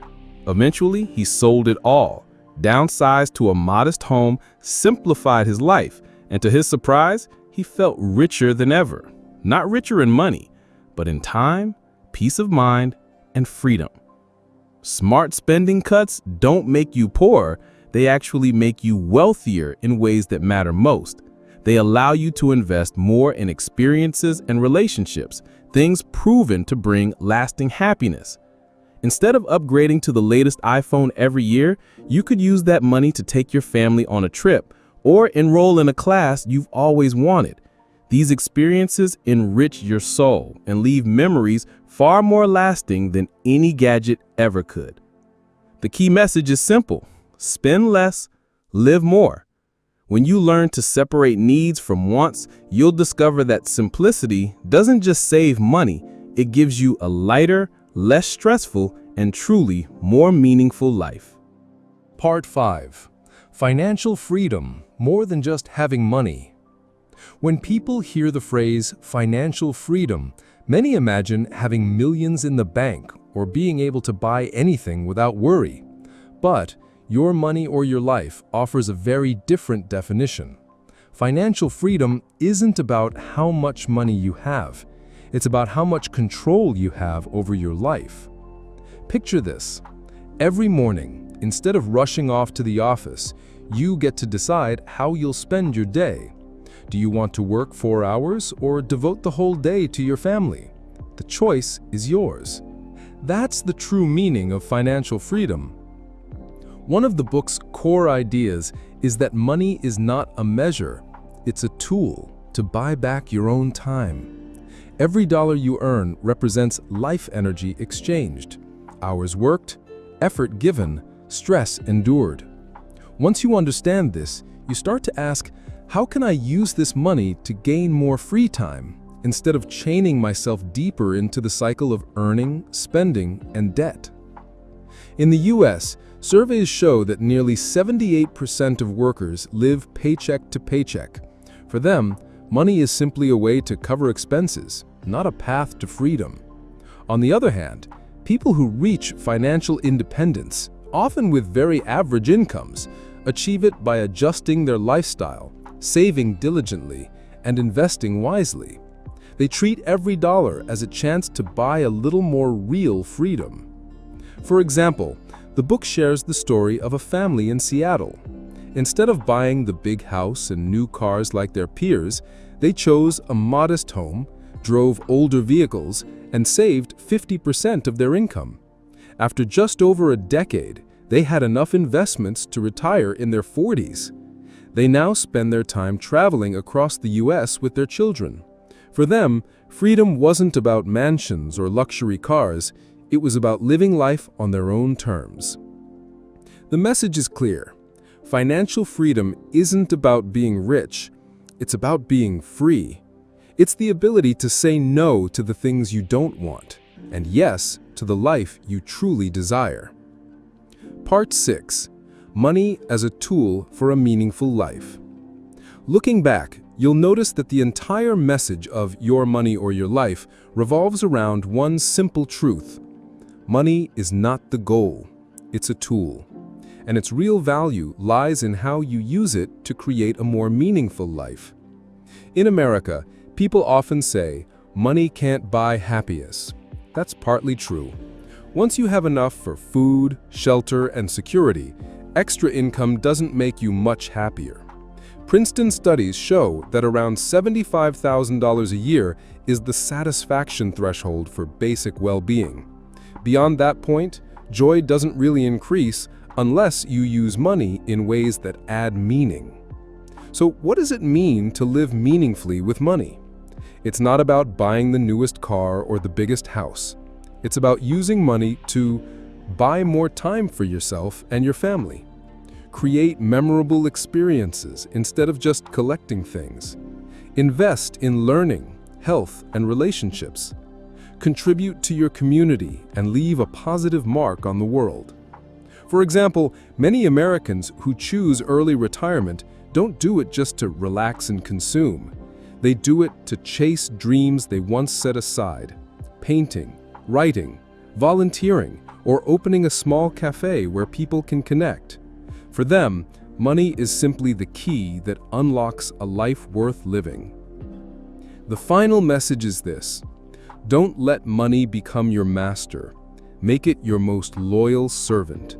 Let every dollar you earn serve something that makes your life deeper, richer, and more meaningful. You see, money is just a tool. When you learn to master it, you don't just buy freedom, you buy a meaningful life. Instead of letting money control you, let it serve the values you truly cherish.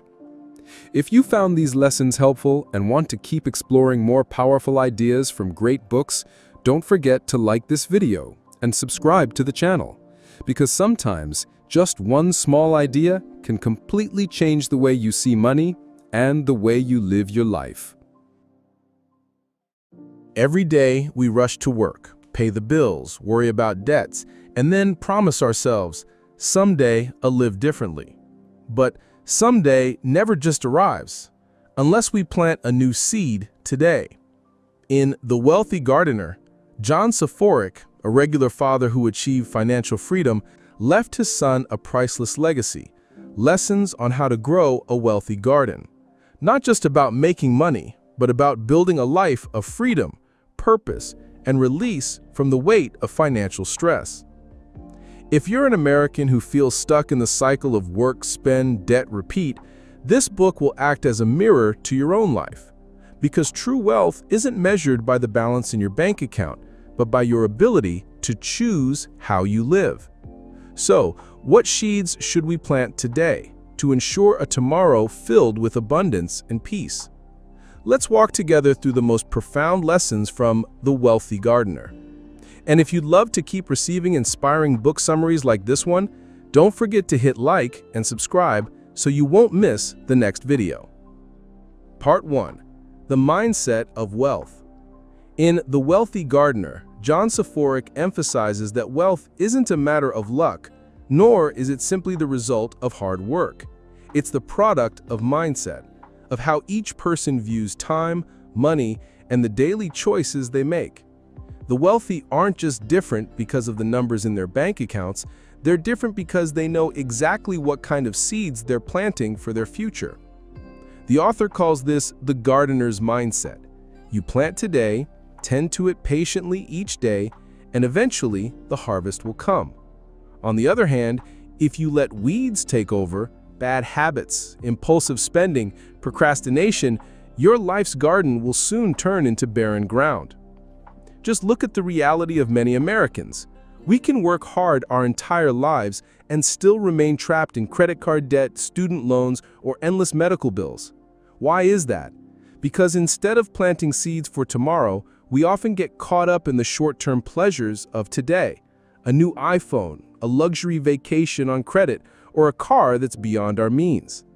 Soforic points out that true wealth begins with redefining the value of time. The wealthy see every hour they spend as a seed. They refuse to waste their lives trading time for money only to spend that money on things with no lasting value. Instead, they plant seeds by investing, learning, and building skills. Little by little, they grow freedom, a treasure more valuable than any dollar amount. Here's an image to consider. It's the end of the month and you're looking at your bank statement. If you see expenses that were mostly emotional fillers, late-night online shopping to escape boredom, then you're planting the wrong seeds. But if that statement shows investments in yourself, like a course, or for your future, like a retirement account, then you're planting the right ones, even if they're just tiny sprouts still. According to Soforic, the wealthy mindset is about living with a clear purpose. What kind of future are you planting for? A life where you're just getting by, or a flourishing garden where you're free to live on your own terms? Part 2. Income and Meaningful Work. John Soforic shares his own working journey as living proof. He didn't become wealthy by winning the lottery or striking it rich overnight through risky investments. Instead, he built his fortune by saving dollar by dollar from his daily labor and transforming that money into financial freedom. But he stresses a crucial point. Not all income is the same. Some income merely helps you survive, while other income carries meaning and opens the door to a better future. In America, many people earn high incomes, doctors, lawyers, tech engineers, yet they still feel empty, stressed, and trapped in debt because their work feels like selling their youth for money without fulfillment. On the other hand, some choose less glamorous paths, but find meaning in their contributions and learn how to manage their money wisely. The result? They move closer to true wealth, not just having money, but also freedom and the sense of living in alignment with their values. Soforic emphasizes, money is only part of the picture. What matters most is the meaning behind the work you do. Money only holds true value when it comes from labor you consider worthwhile. A man driving Uber late at night to provide for his family carries love and sacrifice in every dollar he earns. A teacher may not be rich, but the modest sum she sets aside each month for her retirement fund is a reflection of her faith in a better future. The wealthy gardener reminds us money isn't just a number. It's the imprint of your sweat, your time, and the values you live by. When you look at your monthly income, don't just ask, how much did I earn? Ask instead, where did this money come from? What does it represent in my life? Is it bringing me closer to a rich life, one that's abundant in both material wealth and meaning, or is it just keeping me stuck in a never-ending grind? Part 3. Managing spending and avoiding bad debt. One of the most valuable lessons John Soforic shares in The Wealthy Gardener is this: wealth doesn't begin with how much money you earn, it begins with how you manage what's already in your hands. In America, countless people make $80,000 or even $100,000 a year, yet still live buried in debt. Why? Because they spend as if the money will never run out, and every swipe of a credit card is really a small sale of their future freedom.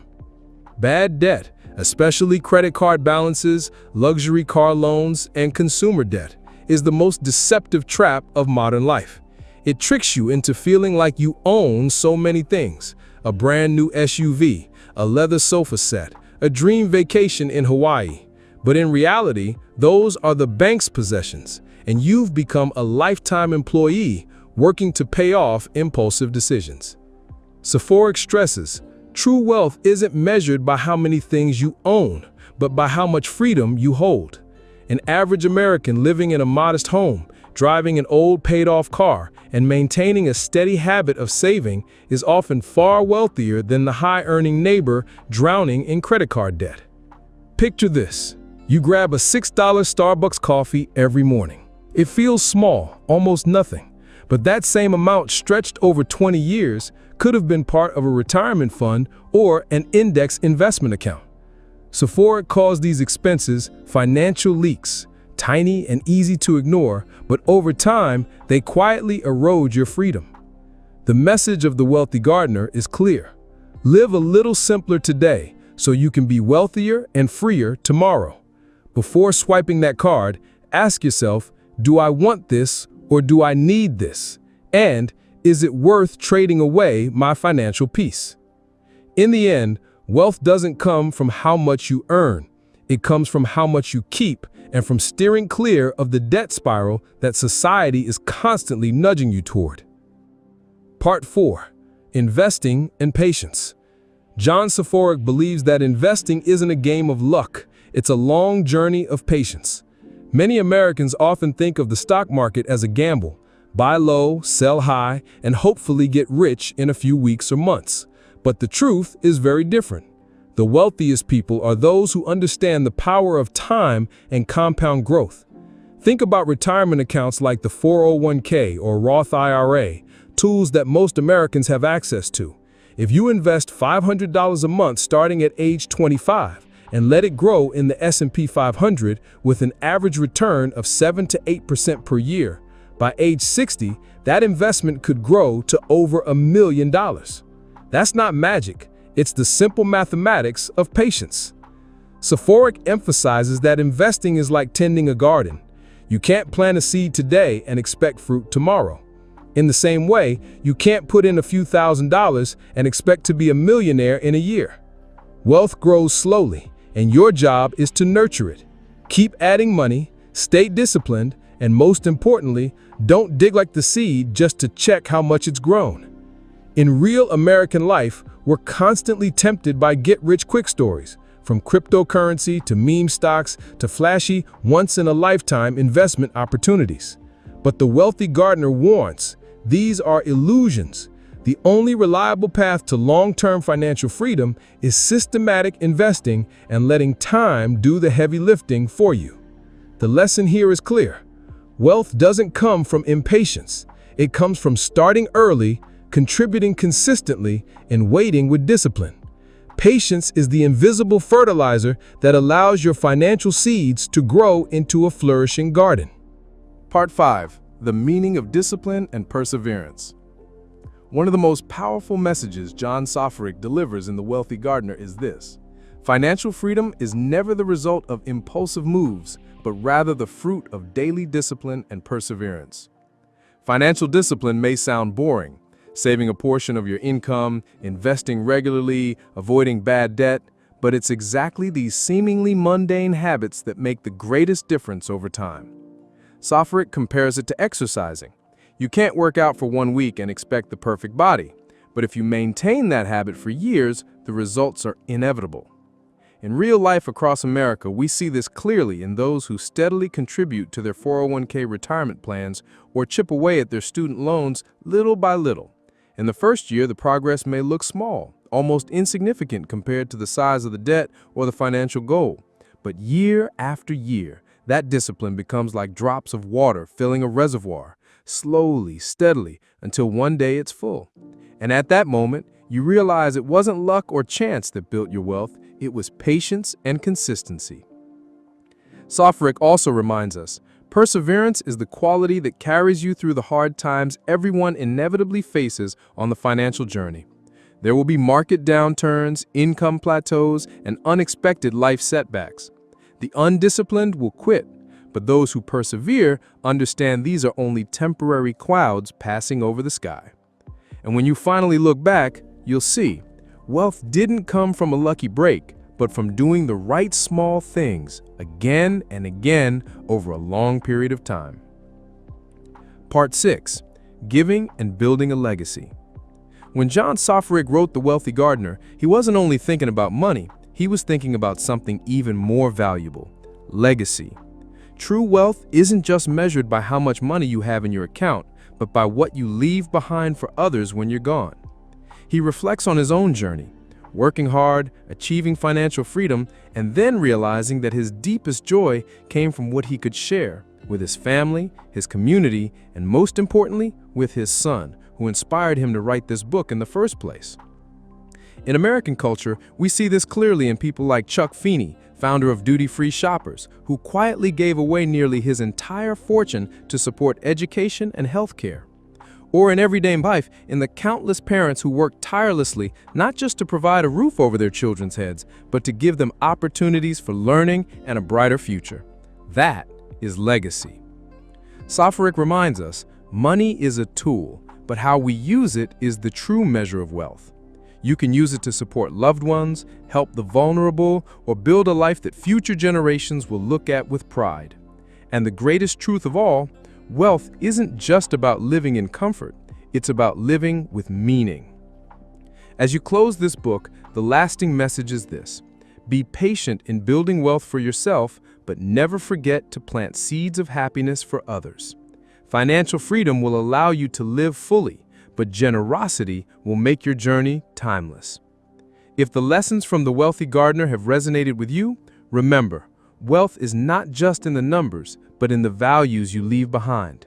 If this video inspired you, hit the like button to help spread the message, and don't forget to subscribe so you won't miss more life-changing book summaries about money and meaning. Wishing you luck, freedom, and happiness as you grow your own wealthy garden. In 2025, the United States is facing inflation levels higher than anything seen in decades. Housing, gas, and food prices are all climbing. Even a cup of coffee or a fast food meal makes us think twice. Meanwhile, most people's incomes aren't keeping up, and credit card debt has reached record highs. As a result, many fall into the same cycle, working harder than ever, yet still feeling like money is never enough. We cut back, we try to save, but then realize we're not any happier, we're just more exhausted. Morgan Housel, in his book The Art of Spending Money, offers a different perspective. The problem isn't only about earning more or tightening our belts. The real issue is how we spend. When used wisely, money can become a tool for freedom and happiness, but when used poorly, it turns into a chain that pulls us further away from the life we truly want. If you want to learn how to turn every dollar you spend into peace of mind, joy, and real freedom, hit that like button and subscribe. Because right now, we're about to dive into the art of smart spending, one of the most essential life skills of our time. Part 1. Conscious spending versus just saving or investing. For decades, Americans have been taught a default lesson. If you want to become wealthy, save more and invest smarter. Personal finance has often been reduced to two familiar words: save and invest. But Morgan Housel points out a truth that few people talk about. You can be great at saving, you can be smart at investing, but if you spend money the wrong way, it all falls apart. The reality is, how you use money in your daily life is what truly determines your sense of happiness and freedom. Someone might have hundreds of thousands of dollars sitting in a savings account, yet still feel deprived, stressed, and insecure because they keep spending on things that don't actually bring value. Housel calls this unconscious spending. It happens when we let emotions, advertising, or social comparison take the wheel.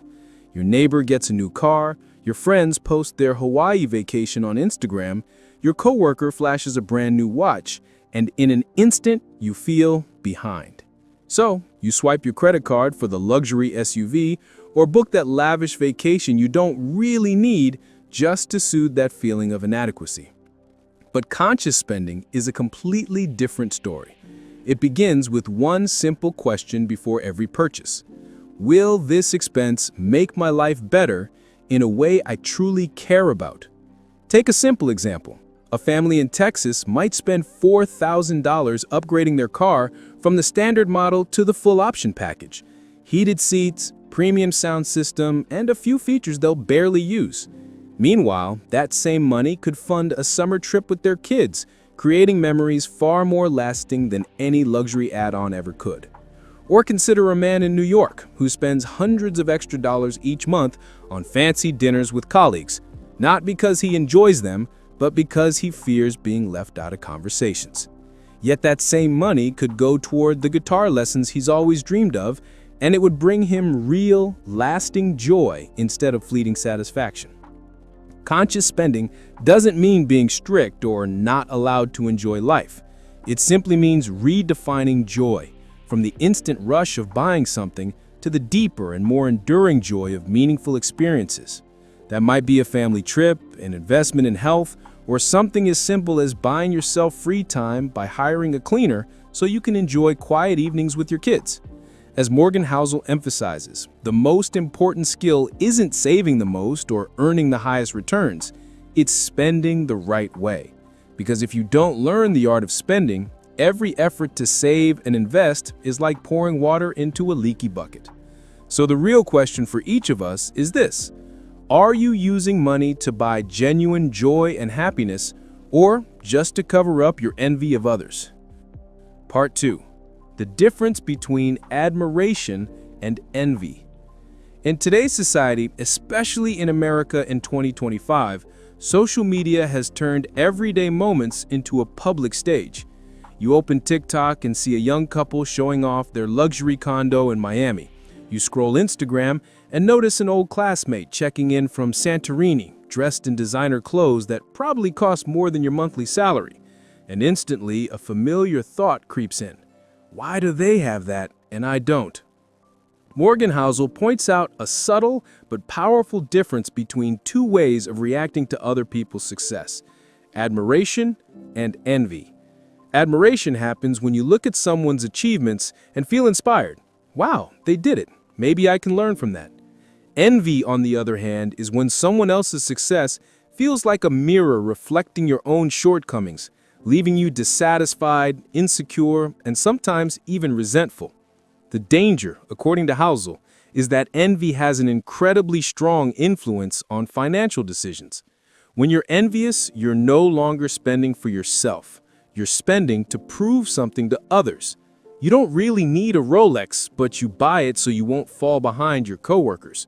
You don't truly need that overpriced penthouse, but you sign a crushing mortgage just to post a skyline view on Facebook. This is the trap that leaves many Americans wealthy on paper, but poor in spirit. They own more stuff, but have less freedom, more likes on social media, but less peace of mind. On the other hand, when you learn to shift envy into admiration, the picture changes completely. Admiration allows you to see someone else's success as an information, a reference point. Instead of asking, why don't I have what they have, you start asking, what did they do that I could learn from? This shift not only protects you from impulsive spending, but also builds lasting motivation. Here's a real-world example. A young employee in California notices that a friend his age has already bought a home while he hasn't. If his reaction is envy, he might jump into a massive mortgage he can't afford, only to end up buried in debt. But if his reaction is admiration, he might instead study how his friend managed expenses, saved early, or chose a more affordable location. One reaction leads to financial ruin, the other to long-term sustainability. Housel emphasizes that the moment you clearly distinguish admiration from envy is the moment you take back control of your finances. Because when you're envious, you're living by someone else's wallet. But when you admire, you're learning to build a financial life that fits your own values. And so the essential question Housel leaves us with is this: are you spending money to buy real joy or just to cover up your envy of others? Part 3. Expectations matter more for happiness than income. Here's a striking paradox. Today, the average American earns far more than their parents ever did, yet levels of anxiety, stress, and dissatisfaction are also much higher. Why is that? Morgan Housel explains that the problem isn't the absolute number on your paycheck, it's the gap between expectations and reality. Picture an American in the 1970s, owning a car, having a color TV at home, and taking a short beach vacation once a year was enough to feel successful. But by 2025, as you scroll through TikTok and Instagram, you're bombarded with images of trips to the Maldives, multi-million-dollar homes, and picture-perfect lifestyles carefully staged for show. Your definition of a normal life shifts upward, and suddenly, even if you're making twice as much as your parents, you still feel like it's not enough. Housel emphasizes that happiness doesn't rise in direct proportion to income. Instead, it depends on the gap between expectations and reality. If reality exceeds your expectations, you feel happy. But if your expectations outpace reality, you feel dissatisfied, no matter how many zeros are in your bank account. Here's a simple example. A software engineer in Seattle earns $150,000 a year, a salary many would envy. But when he compares himself to friends buying million-dollar homes or driving Tesla Model X's, his expectations rise and he feels left behind. Meanwhile, a teacher in Ohio earning $60,000 a year, who only expects a modest house, a reliable old car, and weekends with family, ends up feeling far more content. The trap is that expectations are a bottomless pit. The more you achieve, the faster they climb.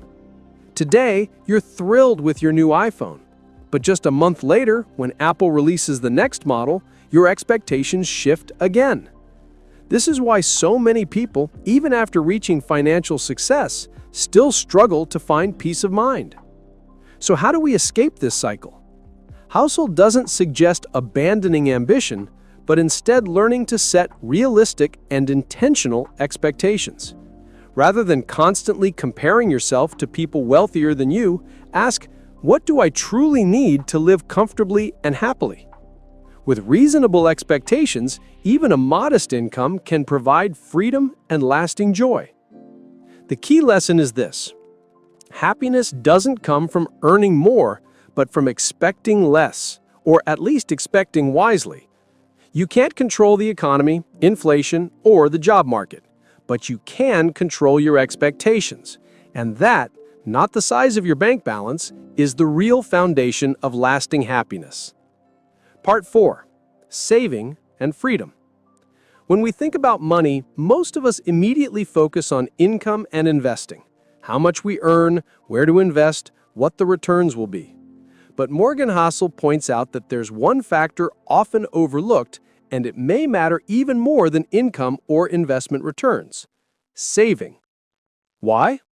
Because saving isn't just the leftover balance in your account at the end of each month, it's freedom. Freedom to say no to a job that drains you. Freedom to spend time with your kids instead of endlessly working overtime. Freedom to walk away from a toxic environment without worrying about how you'll survive. Housel writes, "You're not wealthy because of how much you earn, you're wealthy because of how much you keep that buys you freedom." This is a total shift in perspective. In America in 2025, many high earners, doctors, lawyers, tech engineers, still feel trapped.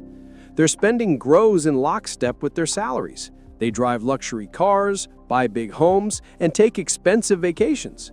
But when work becomes unbearable, they can't stop, because mortgages, credit card bills, and social expectations keep them locked in the cycle. By contrast, someone with an average income who builds the habit of saving, who keeps their lifestyle below what they could show off, actually holds real power, the power of choice. If their boss demands weekend work, they can decline. If they want to take a few months off to learn new skills, they can. This freedom doesn't come from having millions in the bank, but from controlling spending and saving habits. Imagine having $20,000 saved. It may not sound huge, but it can be a runway for change. The courage to quit a draining job for a better one, to invest in learning about personal finance, or even to start a small project of your own. Meanwhile, someone with no savings is forced to cling to their current job, no matter how miserable it is. The key is, saving doesn't have to mean living miserably. It doesn't mean cutting out every Starbucks coffee or never eating out. Housel emphasizes that saving is about priorities, choosing to keep a portion of your income to buy back freedom in the future, instead of spending it all on temporary appearances today. The truth is, freedom is what everyone longs for, yet few realize it's built slowly, one small saving habit at a time. Housel calls it an investment in peace of mind, because in the end, you'll see that a strong savings account not only helps you survive, it helps you live life on your terms. So, here's the question. Do you want money to be the chain that drags you along, or the ticket that sets you free? The answer lies in the saving habits you start building today. Part 5. Experimenting and avoiding future regret. One of the greatest human fears isn't failure, it's regret. Regret for not trying, not daring to change, not living differently while you still had the chance. Morgan Housel emphasizes, if there's one cost in life you should truly fear, it's not losing money, it's losing years to regret. He writes, you can make back the money you've lost, but you can never buy back the time that's gone. Most of us are tied down by the illusion of safety, afraid to try a new path, hesitant to invest in ourselves, reluctant to start a new habit for fear of failing. But it's ironically this refusal to try that traps many people in cycles of regret. Housel suggests a different mindset. Treat experimentation as a wise expense. Invest a little in things you're uncertain about, because even if they don't pay off big, they still leave you with lessons. And sometimes those lessons are more valuable than money itself. Take this example. In America, many people spend their whole lives stuck in jobs they hate, paralyzed by fear of change. They tell themselves, I'm not good enough to start a business, or I don't have the time to learn new skills. Then, 20 years later, they look back and regret not trying when they were younger. Meanwhile, someone else might take the leap into a small startup. Even if it fails, the experience equips them with skills, connections, and resilience, eventually leading to success in another field. Experimentation applies to money too. Instead of pouring all your savings into a single, safe investment you don't really understand, try dividing it. A portion to learn about stocks, another to study real estate, another to explore digital markets. This approach not only reduces risk, but also helps you discover where your true interests and strengths lie. Most importantly, experimentation protects you from future regret. Housel points out that when older people reflect on their lives, their biggest regrets aren't about failing too much. They're about not trying enough. They wish they had learned a new skill, dared to change careers, spent more time with family, or simply lived more authentically. Now imagine yourself at 70, looking back on your life. Would you rather say, at least I tried, I learned, I lived fully, or whisper, if only I had? Experimentation won't eliminate failure, but it does eliminate regret. And in the end, regret is the most expensive price anyone can pay. So the real question isn't, if I try, will I fail? It's, if I don't try, will I regret it for the rest of my life? Part 6. The right pace, avoiding the race beyond your limits. In today's fast-moving American society, faster has almost become an unspoken slogan. Cars must go faster, careers must advance faster, bank accounts must grow faster, and the dream home must arrive sooner. But Morgan Housel warns, pushing too hard, too fast may be the quickest route to burnout. Housel compares money to a car. If you drive too slowly, you'll never reach your destination. But if you keep flooring the gas, you'll run out of fuel, burn out the engine, or crash. The key, he says, isn't to drive the fastest, but to drive the longest. The reality is, many Americans are trapped in the rat race. They take on mortgages for homes just slightly beyond their means, buy luxury cars to signal status, or work 70 to 80 hours a week chasing financial milestones. From the outside, they look successful. Inside, they're exhausted, anxious, and missing the one thing money is supposed to buy: peace of mind. Statistics show that many high-income households in the US still live paycheck to paycheck, not because they don't earn enough, but because they've accelerated their spending and debt far beyond their real capacity. When the economy shifts, like during the inflation spike of 2022-2023, these families are often hit the hardest. Housel suggests a different mindset. Choose the right pace. Move forward, strive for growth, but don't run yourself into the ground. The right pace means investing in your future while still leaving time to live in the present. It means accepting that you don't need the biggest house on the block, as long as you feel safe, comfortable, and free from crushing debt. Think about it. If life were a 26-mile marathon, would you sprint with all your energy in the first 5 miles? Of course not. The wise runner knows how to conserve energy, when to push, and when to ease off to keep breathing steadily. Money works by the same principle. Psychologically, over-acceleration often comes from comparison. We see neighbors driving new cars, friends posting luxury vacations, colleagues buying second homes. And suddenly we find ourselves in a race we never signed up for, paying the price with stress, sleepless nights, and sometimes even broken relationships. The right pace begins with asking, how much is enough for me to feel content? Once you find that number, you realize freedom and happiness don't come from running faster than others. They come from running at your own rhythm. In the end, Morgan Housel reminds us, money isn't meant to prove you're better than someone else. It's meant to protect and nourish the quality of your life. Foolish spending is when you turn money into a tool of comparison. Wise spending is when you turn money into a shield that safeguards what you truly treasure: your family, your freedom, and the experiences that give life meaning. In today's America, where inflation, credit card debt, and social pressure weigh heavily, this lesson couldn't be more urgent. Instead of being swept into the endless race, ask yourself, where am I on this parabola? Am I climbing with balance or sliding down because I've pushed too hard? Perhaps happiness isn't found at the peak, but at the moment you know when to stop, when you can look back, smile, and say, I'm living at the rhythm that's truly mine. If you found these insights valuable, hit like and subscribe. In the next videos, we'll keep exploring not just how to manage your money, but how to manage your life so you can be rich not only in finances, but in meaning. Imagine this for a moment. You spend 40 years working tirelessly, sacrificing your youth, missing trips, missing family moments, all so that by the time you retire, you have a bank account full of money. But then, your health is fading, your youthful dreams are long gone, and you realize you have the money, but not enough time left to truly live.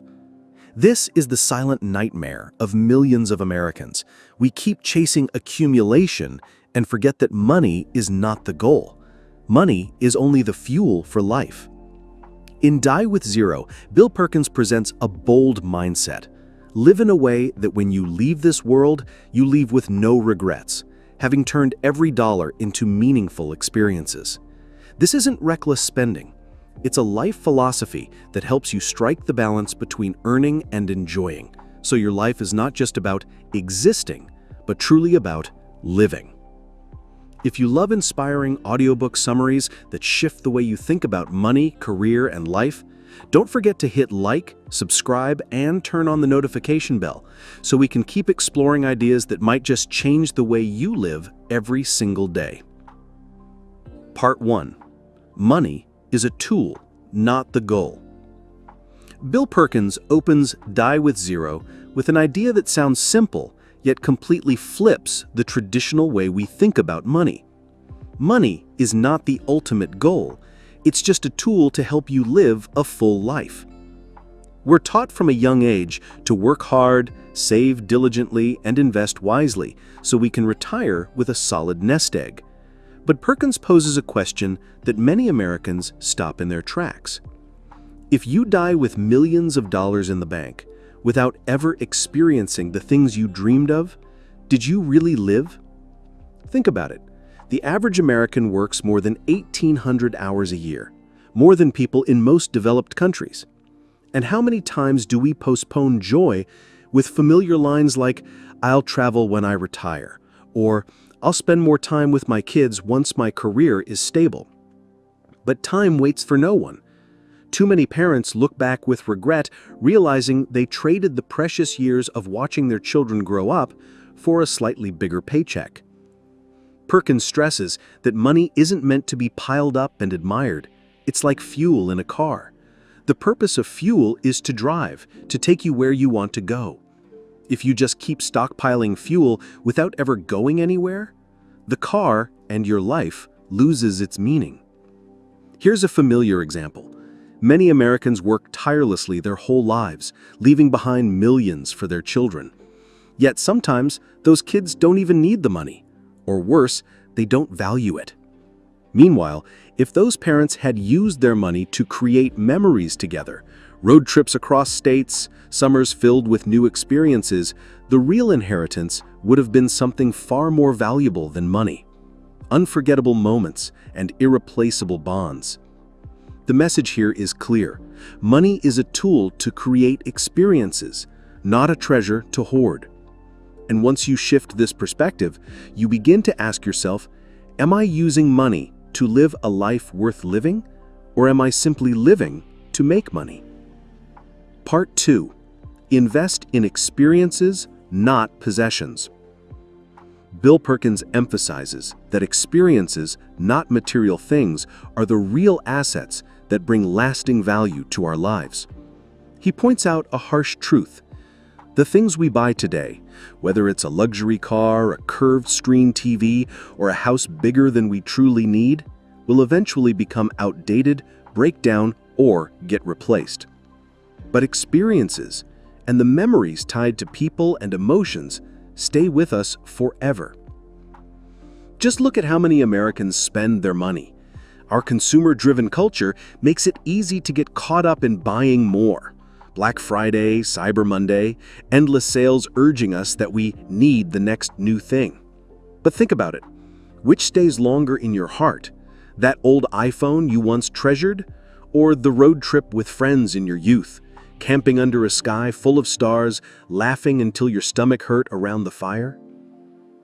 Here's a concrete example. Research from Cornell University shows that people feel longer-lasting happiness when they spend on experiences rather than possessions. A new pair of sneakers may bring joy for a few weeks, but a family trip to the Grand Canyon can be a story you'll tell for a lifetime. And as you grow older, the memories of kayaking with your kids or the moment you first set foot in Europe will still feel vivid, while the car you once bought will be sitting in a junkyard.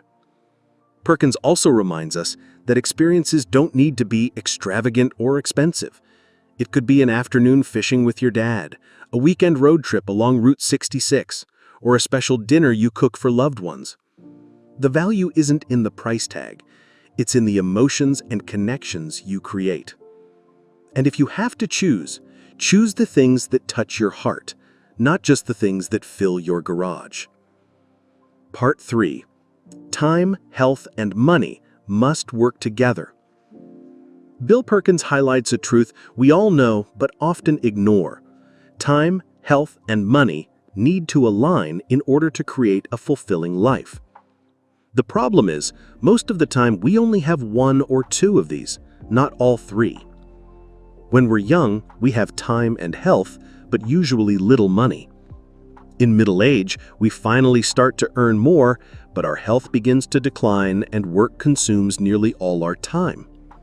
And by the time we reach old age, we may have money saved up, but our bodies are no longer strong and our time is running out. Picture a typical American who spends their 20s and 30s grinding non-stop, working overtime, sacrificing vacations, climbing the corporate ladder. By their 50s, their 401k looks solid, but their knees ache with every step, their energy is drained, and that dream of a cross-country road trip feels more like a burden than a joy. Perkins reminds us money can never buy back lost time, nor restore fading health. One striking example is the FIRE movement. Financial independence, retire early. These are people who choose extreme saving and simple living so they can retire in their 40s or 50s while they're still healthy and spend their time traveling, learning, or being with family. For them, money is just a tool to buy freedom of time and the ability to enjoy health while they still have it. Or consider Warren Buffett, one of the richest men on earth. Now in his 90s with unimaginable wealth, he himself has admitted no amount of billions could ever buy back the time of being 25 or the health he had at 30. It's a clear lesson that even the wealthiest can't escape. The takeaway is simple. Money only holds true value when used alongside time and health. If you wait too long to spend it, you're just accumulating wealth for a life you can no longer enjoy. Instead of postponing joy for the future, learn to balance today. Earn enough to live, take care of your health daily, and above all, spend your time in ways that truly matter. Part 4. Give and share while you're alive. One of the most powerful ideas Bill Perkins emphasizes in Die with Zero is this: wealth is not just for accumulating, it's for sharing while you're still alive. Many Americans tend to leave their entire fortune to their children or donate it to charity only after they've passed away. But Perkins asks a very direct question. If you truly want to help others, why wait until you're no longer here? Think about it. Your children often need financial support most when they're young, when they're paying for college, buying their first home, or starting a business of their own. Yet most parents wait until the end of their lives to leave an inheritance. By then, their children might already be in their 50s, and that money no longer makes a real turning point in their lives. Perkins argues that giving at the right time is what makes giving meaningful. A powerful real-life example is Chuck Feeney, founder of Duty-Free Shoppers. Once a billionaire, he chose to give away nearly his entire fortune of $8 billion to charitable causes while still alive. Feeney once said, "I want the joy of seeing my money make a difference during my lifetime, not after I'm gone." His story is proof that true value isn't in the numbers in your bank account, it's in the living legacy you create in the lives of others. In fact, research on happiness in America shows that people experience the deepest fulfillment not from spending on themselves, but from using their money and time to create a positive impact on their communities. A father helping his daughter launch a small business, or a mother paying off her son's student debt. These aren't just financial gifts, they're seeds of confidence, hope, and opportunity. That kind of impact is far greater than any inheritance left behind on paper. The message is clear. Giving and sharing should be part of your life's journey, not just its ending. When you share your resources, love, and care now, you don't just change someone else's life, you build a spiritual legacy, one that continues to live on long after you're no longer here. Part 5. Living by life stages. Bill Perkins stresses an important idea. Every stage of life has its own experience value, and once you miss it, you can never get it back. He calls this the principle of living by life stages. Picture this. In your 20s, you have health, boldness, and few obligations. This is the perfect time to backpack across Europe, launch a daring startup, or take on a physically demanding challenge. But if you wait until your 60s, even with plenty of money, your body and spirit may no longer allow it. At that point, money becomes meaningless if it isn't tied to experiences suited to your age. In middle age, you may no longer have boundless energy, but you do have financial stability and maturity. This is the stage best suited for investing in family memories, vacations with your kids, meaningful projects at work, or community activities that leave an impact. A typical American might choose to spend on a trip to Disney World while their children are still young because once they grow up, the magic of Disney no longer sparks the same wonder and joy. Later in life, the greatest value doesn't lie in faraway adventures, but in sharing memories, wisdom, and love with family and community. An elderly man might choose to write memoirs for his grandchildren, or set aside a small fund to help underprivileged students in his hometown. These acts not only give meaning to his own life, but also extend his legacy to the next generation. Perkins' message is clear. Don't just save money for the future while forgetting the value of the present. Think of life as a flowing stream, where each stage carries its own unique opportunities. If you spend your money and time at the right moments, you'll never regret missing the golden windows of your life. Part 6. Redefining Wealth and Success. When we think of wealth, most of us immediately picture the number in our bank account, our investment portfolio, or the properties we own. But in Die with Zero, Bill Perkins challenges this traditional view. He argues that true wealth isn't measured by how much you accumulate, but by the quality of the experiences you've lived, the memories you've created, and the relationships you've nurtured. If you have millions in the bank but never took your parents on a meaningful trip, never spent real time with your kids while they were young, or never pursued the things that truly set your heart on fire, then that money becomes meaningless. A life like that may be rich in money, but poor in experiences. Perkins calls this the trap of extreme saving, being so obsessed with preparing for the future that you lose the present. He stresses that real wealth is balance, the balance between saving and enjoying. Of course, nobody is encouraging reckless spending that leads to debt. But on the other hand, hoarding every penny just to prepare for old age isn't wise either. Perkins gives a familiar example. Someone who works 40 years straight, skipping vacations, saying no to every experience, only to retire with a few million in the bank. But by then, their health is fading, many dreams have slipped away, and loved ones may no longer be there. At that point, money can't buy back lost time. There's data to back this up. In America, more than 60% of older adults pass away, leaving behind significant unused assets. In other words, millions of people spend their lives working and saving, but never actually enjoy the fruits of their labor.